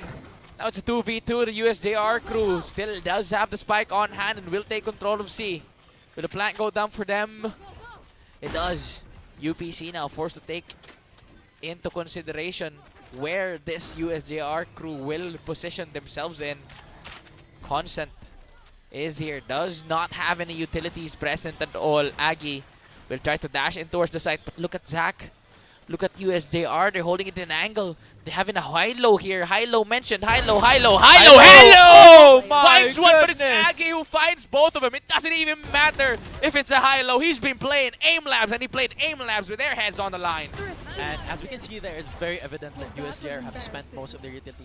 There was still a relay bolt and high gear available for the side of UPC, and it really came, it didn't impact in a big way, but the safety of having a utility really did come into play. They were playing high-lows, but Aggie was able to capitalize off that slide dash to displace the headline of where his agent would be. And furthermore, that gave UPC the breathing room they need to secure that round. Yeah, not only is Aggie's slide making him faster, he's technically crouching as Ducking, well. yeah. And in the direction that he slid into, he actually slid into cover from the high player, only getting seen by the low, so winning that battle. Oh my Stein. days. Stein with a quick pick on towards Sinokia there. Oh, The rest of the Paranoia. UPC squad will be holding A side here. The paranoia is used on Aggie. USJR already deep in. Zach finds constant on that one. 4v4. Ultimates are online. Nightfall is used. Forced to back away. Aggie falls to Baby on that one. 3v4 scenario. The spike still on hand for the side of USJR. They're not aware of Stein. Oh my Unaware of goodness. the existence of this man. The flank. Omar falls. We did hear an ultimate pulled as well. Here Convergence comes path. the convergence path utilized. 2v1. Oh my goodness. And that flank was very, very beautifully executed. They had the pinch and the executions were right, putting all the pressures on the right side at the right time. They were working with each other, and that's something you really want to see more from the side of UPC. No more single player plays. You're a team. You have to get yourself together. Collect yourselves more. Let the space makers give your team the breathing room, but execute wisely and execute in a synchronized manner, basically. And that's something they have to work more, especially with, I have to emphasize it once again, without the utilities needed to punish the aggression. Early flash in. Stein caught in the chip damage with the paint shell. Forced to fall back. Smoke will pop as well. USJR delayed once more. UPC has been good with delaying, but as soon as that delay has been broken down, they just fall Crumble. apart. Yeah. Oh my god. So they- Zach finds Gramin exactly. here. Showstopper used on towards the C side. Will find Stein. Now it's a 2v4. Constant finds one. Still alive, still kicking. Trick. Here, swings. Will be taken out as well, but from the back, Baby gets the trade. Caroling gets the shot, and Omar down to 12 HP. You're exposed from the side. Forced to low. fall away. Tried to knife. And unfortunately, as I've mentioned, you really don't want to give space. You don't have the utility needed to physically delay the aggression. But you also don't want to be put in a position where you're going to have to deal with it alone. You have to work together. You have to dismantle how USJR are positioning themselves, and knowing that USJR spend most of their utility early on to the game. They don't dump it immediately, but they're not quite frugal with it. You can work from that and try to dismantle it from there. Just using the spools, the poison orb, and the fault line will be used. Another quick check in towards the mound area of the map. Clearing the boxes as well, UPC. Right now being very careful. USJR rather, right now being very careful the way they take control of this site. Constant is still there, ready with a snake bite to try and delay again. As the smoke dissipates, the USJR looking for some form of information here. As I believe a rotation should be in play. No, Actually, Aggie is here, is not checked, finds one. What are you doing? Trying to goodness. dash away, punished by Trick with it. Omar finds one of his own as well, and all of a sudden, USJR will flood in towards the side. Caroline gets caught in a paranoia. Another flash is used as well. 1v3 finds one. Sinokia is there for the trade. 2v2 scenario with a spike. Retrieved. Plant will not go through just yet. The Prowler will detect the flash. Catches Stein. Trick swings. Shoots. Will not find one just yet. Oh my day. Stein with a quick swing. Dashes in. Oh, refracts away. Still alive. Hot used. Sinokia finds the bullet to the head. 30 seconds remaining, caught in a 1v1. Kramen, what can you do? He does everything that he needs to. As the fourth is secured for UPC.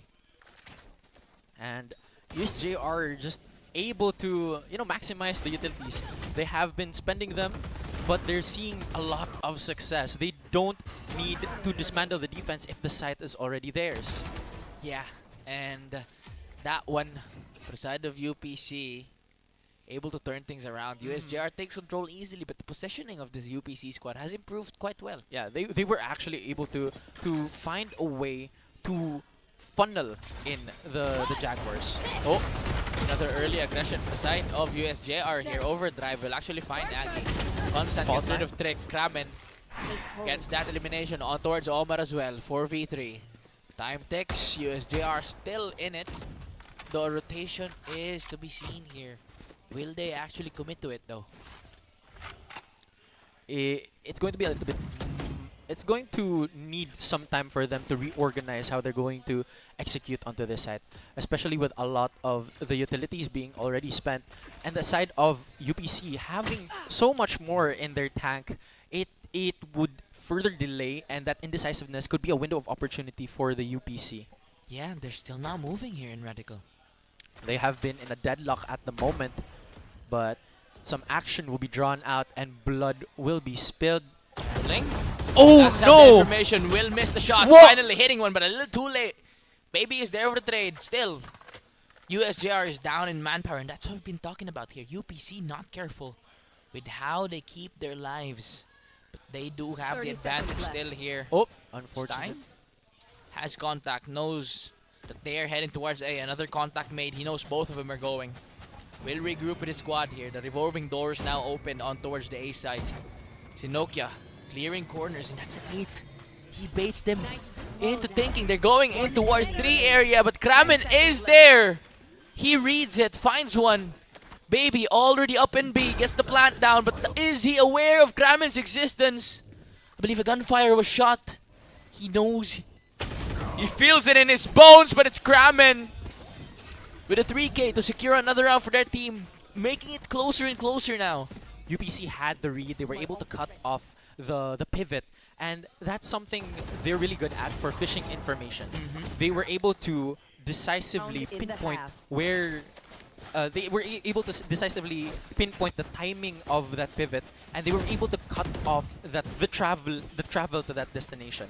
And the way they fish for information can, however, bring their players at a risk. Their team, it leads to that numbers disadvantage, but at the same time, it allows them to be more frugal with their utilities, which will come in more handy as the round gets drawn out. However, that's not something you really want to do. You want to play with the numbers advantage. You can't really use your utility if your agent is dead, right? Yeah, fair point. That's actually that's a basic point actually. Unless you're Clove, but we don't have a Clove in yeah. this matchup, and even that has been nerfed to the ground. But the rest of the UPC squad, again, lockdown? Yep, lockdown now used by USJR. UPC needs to play up against this. Counter Nightfall is used. Nothing just quite yet. Zach does get tagged by it. They are aware. Lockdown is destroyed. UPC will have the position here. Aggie finds one. Stein is there as well. Caught in the reload. The trade is in. 3v3 scenario. Zach uses the boombot as a bait. Swings Caroline. Gets that elimination. The revolving doors once again open. Kramen already here. Already shooting. Damage done. Spike is down. Time sticking towards them. Prowler used.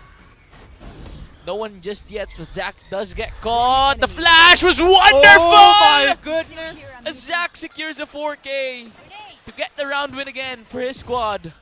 Switching sides. And the timing, especially of that flash, Such a wonderful flash, was a man. beautiful way of closing in the round. But we have to take note that Aggie had the actual angle to continuously hold it for his team to deny any further entry beyond the players that were leading in the front line. And unfortunately, he may have overheat a little, tried to Yeah. push a little bit more with the judge, but he was reloading at the same time. And just the utility use, the utility dump, kind of confused him a little at the moment. And that's something they really want to fish for information. We have to go back to that point. They love fishing for information. They love to know where USJR is, but they're not very careful with how they do that. Yeah. And it leads them to being a little bit more exposed with no one to trade them and being alone with those plays, being alone with peeking. It leads to more punishment from the side of USJR because they're fishing for information. You have an information that there is an enemy. You don't have information how many there is looking right at you. Yeah, And it leads to more pressure. It leads them to messing up, being confused of who they have to pick first. And really, with that pressure, they're a little bit more hesitant on where their crosshairs would land, and it leads them to dying early. Yep, and yeah, that's perfectly actually said there, and Radical. That's really good analysis of what happened exactly, and these two squads have to adapt in regards to that. I mean, they want to secure the win. They have to fix all that. Oh my days, Zach finds content. They have to secure the win, and they have to fix all the errors that they've been committing, and they have to do it fast because again, this is a one-game series here. No game 2, no map 2 available for you to try and fix stuff. This is your lifeline. Paranoia used. A counter one utilized as well. Caroling swings, but will get punished by Omar. Aggie is there with a trade. Baby finds one of his own. And all of a sudden, it's all up to Kramen. The lifeline of this team will fall as the defuse goes through for Omar. No 6-7. No 6-7, unfortunately. But yes, without their utilities don't necessarily deny. They do punish. Unfortunately, without the information to punish certain spaces, they'd be investing their utilities in what could possibly be something that would lead them to bankruptcy. And that's not something they want to That's something allowance. Yeah, me when paldo. Me when paldo. But basically, they don't want to invest in something not worth investing in. Me when skins. Me when night market. Me when night market. But they don't really want to push on using their utility on what could be just empty space. Yeah. And they have to fish information for that, but it's going to be difficult. Omar! Not checked. Finds one. Will a second read that wouldn't be there for him? No, but Trick is here. There goes Omar. Now picks up a second. Trick picks his two as well. And it's all up to Stein with a classic on hand. What can he do? Oh, he gets caught with a paranoia as well. It's all over for you, baby. As My goodness, Stein flawless. falls. And it's just that. They need information right from the get-go, but they often put it in a position that they don't anticipate a counter-aggression. The deadlock always gets broken whenever UPC seems to slip up. Yeah, that's been actually detrimental for them. Their slip-ups and how well USJR has been taking advantage of it. Because it's one thing for you to mess up, right? But the other end of it is for your opponent to make the most of that. And USJR has been making the most of it and more. Some reason, somehow, some way, they were able to do it. But again, another aggression towards the A. Baby finds Aggie. Zach finds one apiece. Stein will get two of his own with a trade. 3v3. Caroling will find one. And it's Baby falling. Now it's all up to one man. All the way from the rotation, UPC does have the advantage here. But this is where their disadvantages come through when they have the advantage. As backwards as it seems, they struggle the most when they have the advantage because they don't know where to put their bodies at. But they do keep their composure amidst the chaos. But at the same time, they shouldn't be too reliant on that chaos because, unfortunately, they tend to be focused on the same thing. Has a really bad weaponry for this engagement. It doesn't got that long. Saturate. Saturate, use double swing. Sign. Will force to refract away. Oh my goodness. Sinokia still alive. Snake Snake bite. bite. Use! And it's gone. Who secures the round for his squad. And that was actually a really good use of utility. But at the same time, they have to spread their attention just a little bit more. it's easy to say that they get punished for not paying attention. Yeah. But they do pay attention. They just all pay attention at the same thing.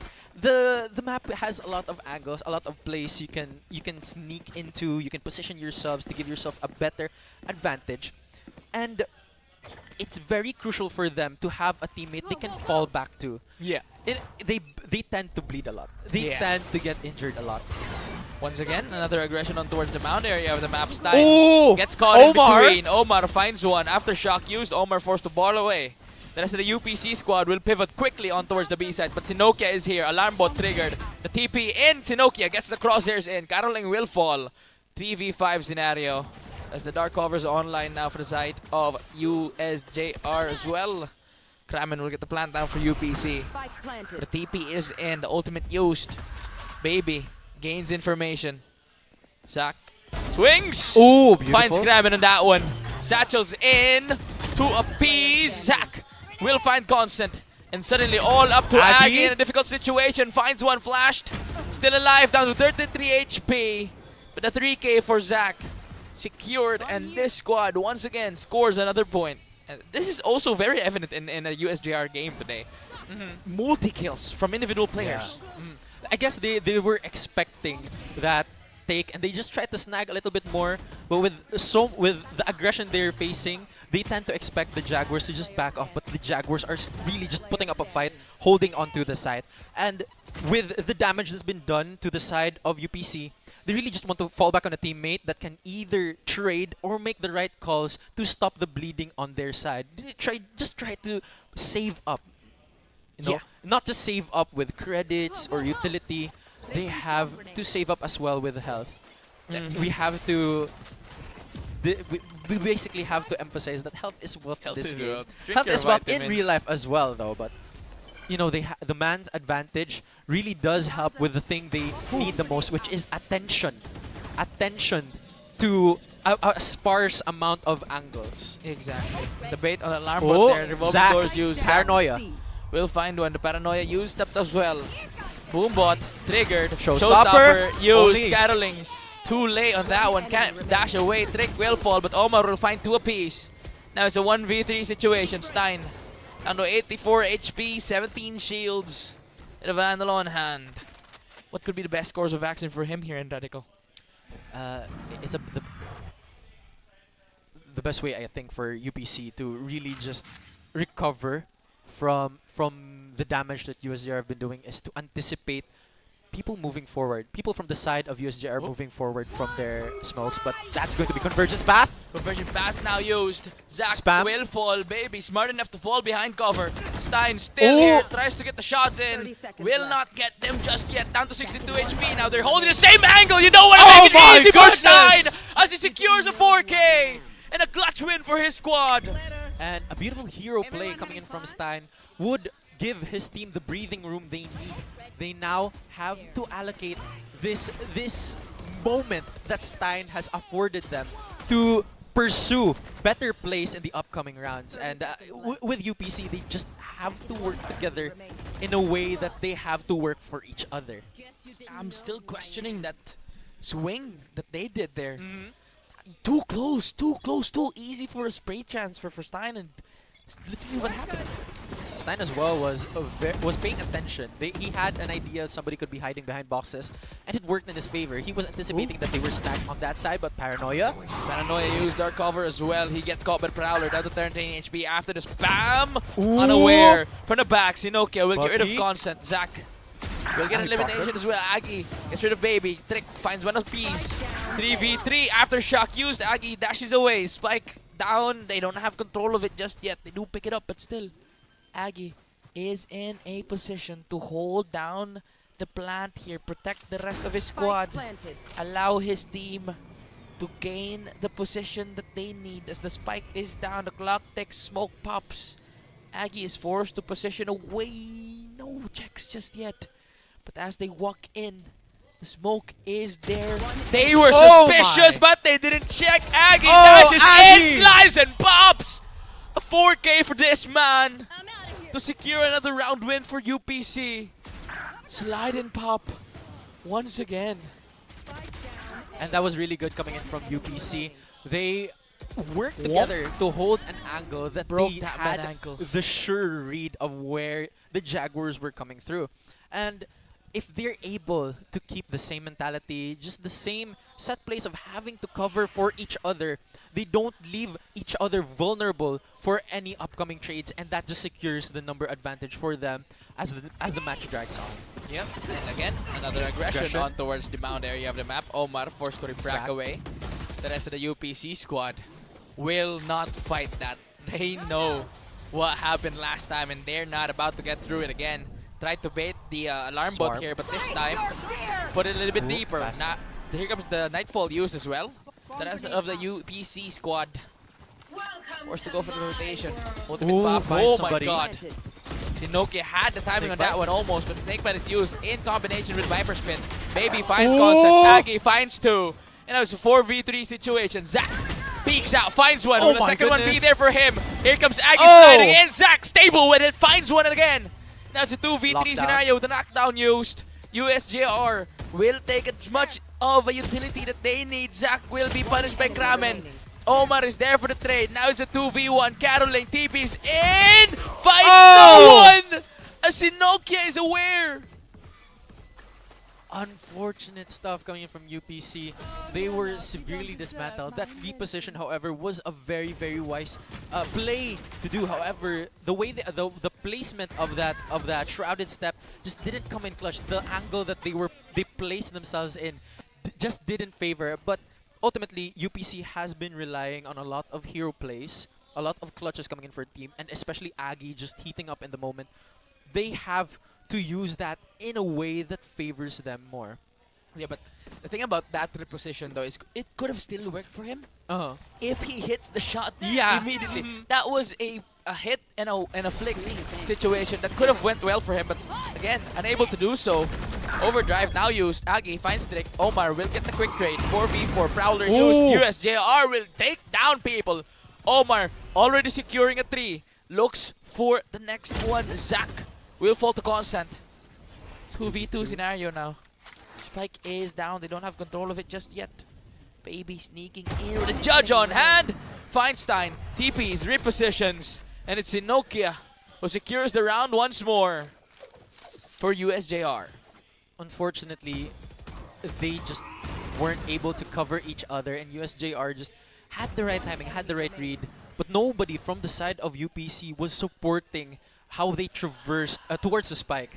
And it's something that they have, it's something that of a blunder for them, but most especially, they have to crucially, they have to adjust in a way that they win those duels, those necessary duels, because they have the right set plays, they have the right trades. Unfortunately, there are those individual duels that they just can't seem to win, and it's affecting the numbers advantage, which ultimately leads to the failure of their execution. Yep.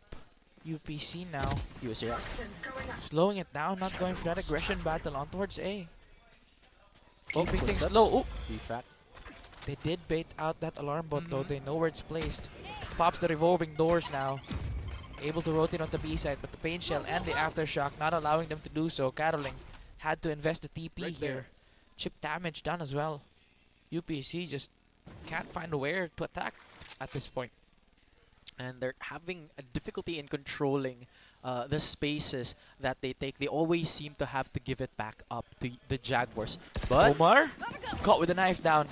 Constant pulls the first string of the domino to try and keep the team alive. Now a 1v4. This is match point, by the way, and Radical. So USJR could very well secure their second. But with the disadvantage that they have, UPC has a chance to keep going and keep flowing. Prowler used. Sinokia gets caught. The TP stopped. Sinokia will get rid of Aggie on that one. 4v4. Now it's tied up. In terms of manpower, it's the same. The clock is ticking towards UPC's side, though. USJR has to pull a retake. They do have an ultimate from Breach online. Sinokia finds Kramen again. Stein still there. 2v2. Virgin's Virgin back. Pass now used by Stein. Zach will fall. 2v1 all up to Baby to try and win this for his squad. But UPC fighting, kicking, trying to find anything. Paranoia used. The smoke precipitates. The tap on the spike, and it's Caroling who keeps the team alive. 9-12. UPC keeps on fighting. And they're clawing their way back up. They are desperately trying to make these attempts, and they're kind of working. They're there. The spark is there. They just have to generate, the hum of it, their engine. Shout out Engine. Engine Hi mentioned. Engine, how you doing, buddy? We But miss you. they have to really use that spark to generate the energy they need and convert these rounds. Yes, they lose some of the duels. They're able to trade it efficiently sometimes. Sometimes They is- have to make those sometimes into often. Yeah. Because despite being able to have the set plays, it doesn't make sense if you're not in the man advantage. You have Exactly. nobody to secure the objectives. Yeah. And now with the side of USJR having access to that Rolling Thunder and that Showstopper, UPC could very well be in deep trouble here. The retake potential of those two together is just too crazy. The retake potential as well as the denial of the utilities they have. They're still fishing for information, Ooh. but with each noise they're making, Agi will actually gain the information there, allowing Constant to get rid of Trick. The rest of the UPC squad now will take control of B. As the plant goes down for them, USJR now in this retake potential. No more Rolling Thunder, but a Showstopper is still available for them. Stein caught, stunned, and is in a tough spot right now. Informed. Rain shells used to push him away. Constant gets rid of Sinokia. Omar finds one apiece, and now it's all up to one guy. Omar again left in a 1vx situation. This time a 1v3 with a Sheriff on hand and a Dream to try and close it out. But Caroling will secure a 10th for their squad. the read was there. Unfortunately, the read was not converted. And especially since they only had the Sheriff, they were up against a rifle. They definitely have now adjusted somewhat. UPC has definitely adjusted somewhat to the pacing. However, they need to control the site more. They need to control the game more, like what they did with the previous game.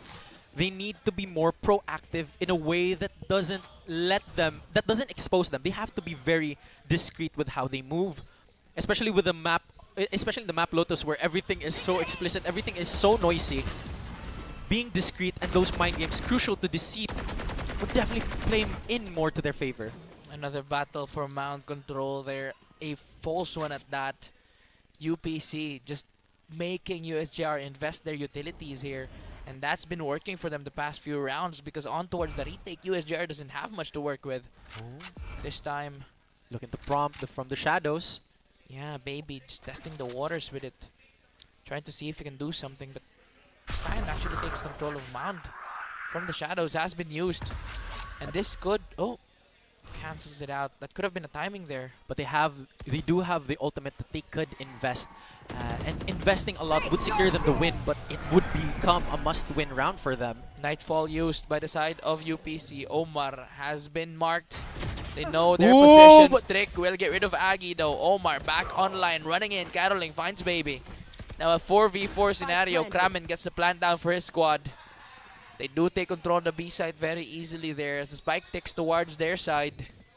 UPC needs to hold it down. USJR though, looking for that Rolling Thunder overdrive retake. The speed is here. Sinokia finds one. Omar gets another one. That's two for Omar. And it's Zach finishing it off in a shorty. And a defuse comes through. That's how they secure the round in a flashy way. USJR saving it all for the final one to get that win. Unfortunately, that last round, it was just the ultimate dump from the side of USJR. UPC really did try their best. They had the site. However, they weren't able to sink it, and especially with the disadvantage of not having an ultimate to back them up. Yeah, no, that was just a round that was gone for them. USJR had all the ultimates that they need for that retake. The Rolling Thunder, the overdrive, not to mention they used that sound cue and this is what we've been talking about. The sound cues on Lotus can be played so much. They timed it perfectly that when the Rolling Thunder and overdrive sound cues were used, let's go here, that kind of masked the opening sound of the revolving doors, allowing Sinokia to flood in and get those eliminations that allowed them to get that full retake and the win. And from the side as well of UPC, they do have the strategy. They do have a certain set plays. Unfortunately, they have a crucial point in their composition that just leaves some facet of the game Yeah. to be desired.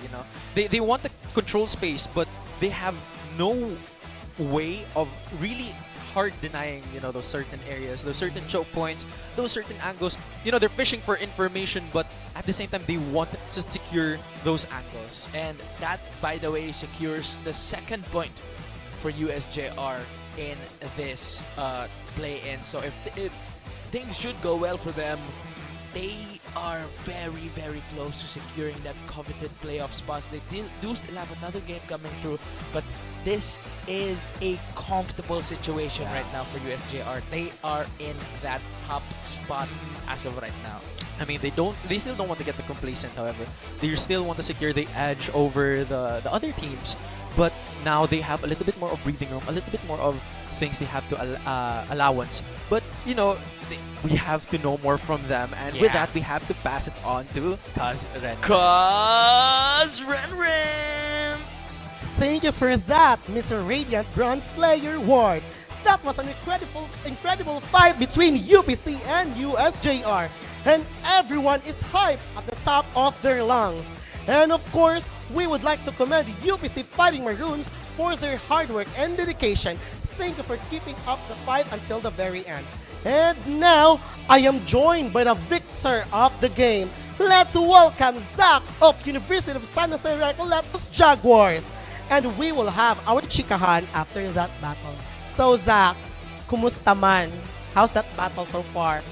It was exhausting and pretty tired actually, but we pretty much enjoyed as a team, and yeah, all throughout we enjoyed the whole match. Laban. So my question, Zach, this is your second win for today. Wow! Do you think you can achieve a 3-0 sweep for this series today, Zach? Well, I wouldn't say that we are going to get the 3-0, but I'm very confident sa akong team, and hopefully we can get the 3-0 as a team and friends. So Zach, I forgot to mention you are the MVP of the game with a KDA of 25-16-6. Oh, that was so good. And based on your question, Zach, my question is, what are your advantages as a team sa ibang grupo ngayon this season? Well, I would say that our advantages as a team is we have chemistry, and we always tend to have time or build time for us to have a bonding moments as a team. Oh, I love that friendship para lang sa laro. At I know, Zach, your hard work really paid off. So for my last question, are you ready? Yes, I am ready. Do you have anyone in mind that you want to give a shout out? Sa akong handsome son, and my family's friends, and people that are supporting all the way from sa ilang balay and sa tanan. Shout out sa tanan. Oh, that was a wonderful shout out, Zach. Thank you for being here with us, Zach. Thank you for allotting your time to be here. And now, to give us deeper insights of the next match, I will now give the mic to our wonderful and pogging caster, Mr. Fantastical and Radical, and Mr. Bronze Radiant Player, Ward. Casters, the stage is yours. Buti na lang the stage is yours. Kala ko oras na natin. Buti na lang di oras nyo na, no? Anyway, thank you so much for that, Cuz Ren. And yeah, indeed, a very, very, as per usual, a fantastical matchup between these two squads. And as Cuz Ren mentioned, a very well deserved MVP there for And it was really good plays coming in from USJR. They were just able to outdo themselves. The way they use their utility, it's still very expensive with how they play, but they know the time to expend a lot. And coming from the side of USJR, they were just able to. We have Zach right here, very, very good space denial coming in from him, and punishment as well. Especially with the utilities that Raze offers, she just has a lot. It's not just taking space, but also ensuring that that space you have right there is quite safe for the rest of your team as well. And it just leaves a little. It just ticks those boxes that leaves a little bit more. It offers a little bit more for the side of USJR. But to give credit, UPC really had those plays. Aggie was heating up as well. we really see them trying to come together, but unfortunately, but Look at this one. yeah, The high low that Aggie just denied. This has been a really back and forth matchup between these two squads up until to the point where USJR was just able to secure the rounds and win. And then they were frugal with their ultimate, though. They were able to invest it at the right time and secure the final round. the thing is, Red, they got their ultimate so many times in this matchup. I think I heard the showstopper quite a lot. Quite a lot as well. And that just And proves the it, Nightfall right? as Zach, well. Yeah, Zach has been one of the more consistent players in this squad, especially today. That's the reason why there were a lot of showstoppers online. And it did put a stop to the show of UPC today, as they do secure their 2-0 win now in this play-in tournament. And on the side of USJR as well, we have to take note that they play off each other. They played off each other well on this match. They were able to make room for the errors of the next player that falls. So basically, they don't leave each other empty-handed. They tend to pass it on to each other. It's like all for one. Yeah. My Hero Academia reference. There we go. Had to search for it in my it's one brain for real all. quick. Yeah, it's one for, For all. all. Plus Ultra. And yeah, that accumulating help coming in from each player just gives the last player remaining the ability to clutch up or secure more rounds for his team. You know, the numbers advantage. It's not just the numbers advantage, just the utility and as well as the information they need. If UPC is baiting out for is trying not baiting out information, is trying to fish out for information, USJR just secures the angle to limit the amount of places that they should be putting their attention on. Yeah. And that relieves a lot from the side of USJR, and that they just were able to deliver their full attention, their full security, and their timing. Especially their timing is very crucial as well, as UPC tend to struggle a little bit with having to secure each other. They tend to be a little bit more comfortable with the curtains, with the virtual safety net of the smokes. However, space denial is still the most safest way for them to ensure that no players are hiding. And as we can see here, we have Stein. Very, very big plays from Stein as a contact player coming in from the side of UPC. Aggie was heating up as well, and Constant was able to stave off a little bit of the pressure. Caroling Kramen, however, with the information being sent over, really did alleviate a little. However, most of the side from UPC just used their vision for fishing out the information. But from the side of USJR, we have Zach with a dominant 25, to be followed by Baby as well. He was able to really play with his smokes, just aggress together with the space that Zach has been making. And together with Omar as well, the relay bolt really did come in handy to just further delay and punish the people who tried to position themselves quite early with their executions. And it translated well with how USJR was able to capitalize off each other. And we can see here Sinokia with 13, but they were able to still play off. They gave them, as what I said, the space denial gave them comfort, gave them safety, and it minimized the attention that they needed to put on the retakes on this side. Yeah, and credit to where credit is due. UPC still able to win a lot of rounds that they had no business winning that game. It's just not all of it. I mean, as well able to win all of those rounds, right? And it was a great matchup. They put up a great fight, but unfortunately for them, this matchup, USJR just got the best of them. And speaking of USJR, they do have one more match coming up after this one. CDU is going to be their opponents. They've met before in the regular season, and this time it has everything on the line. If I'm not mistaken, they were the ones matching up from the first week, and it ended in a draw. But now that there's only one, it's a best of one game, there is so much at stake. Kind of hungry, but there's so much at stake for both sides. I just had to add that in. Yeah, well, if you're hungry here in Radical, it's okay, because we are going to be going on a break real quick. We'll see you guys once again in a little bit, so grab your Virginias, like the stream, follow the official Facebook page of CESAFI Esports League, because up next, it's going to be CDU versus USJR, a battle, a rematch on the first day of CESAFI Esports League, like poetry. Will it rhyme today? We'll find out when we come back from a short break.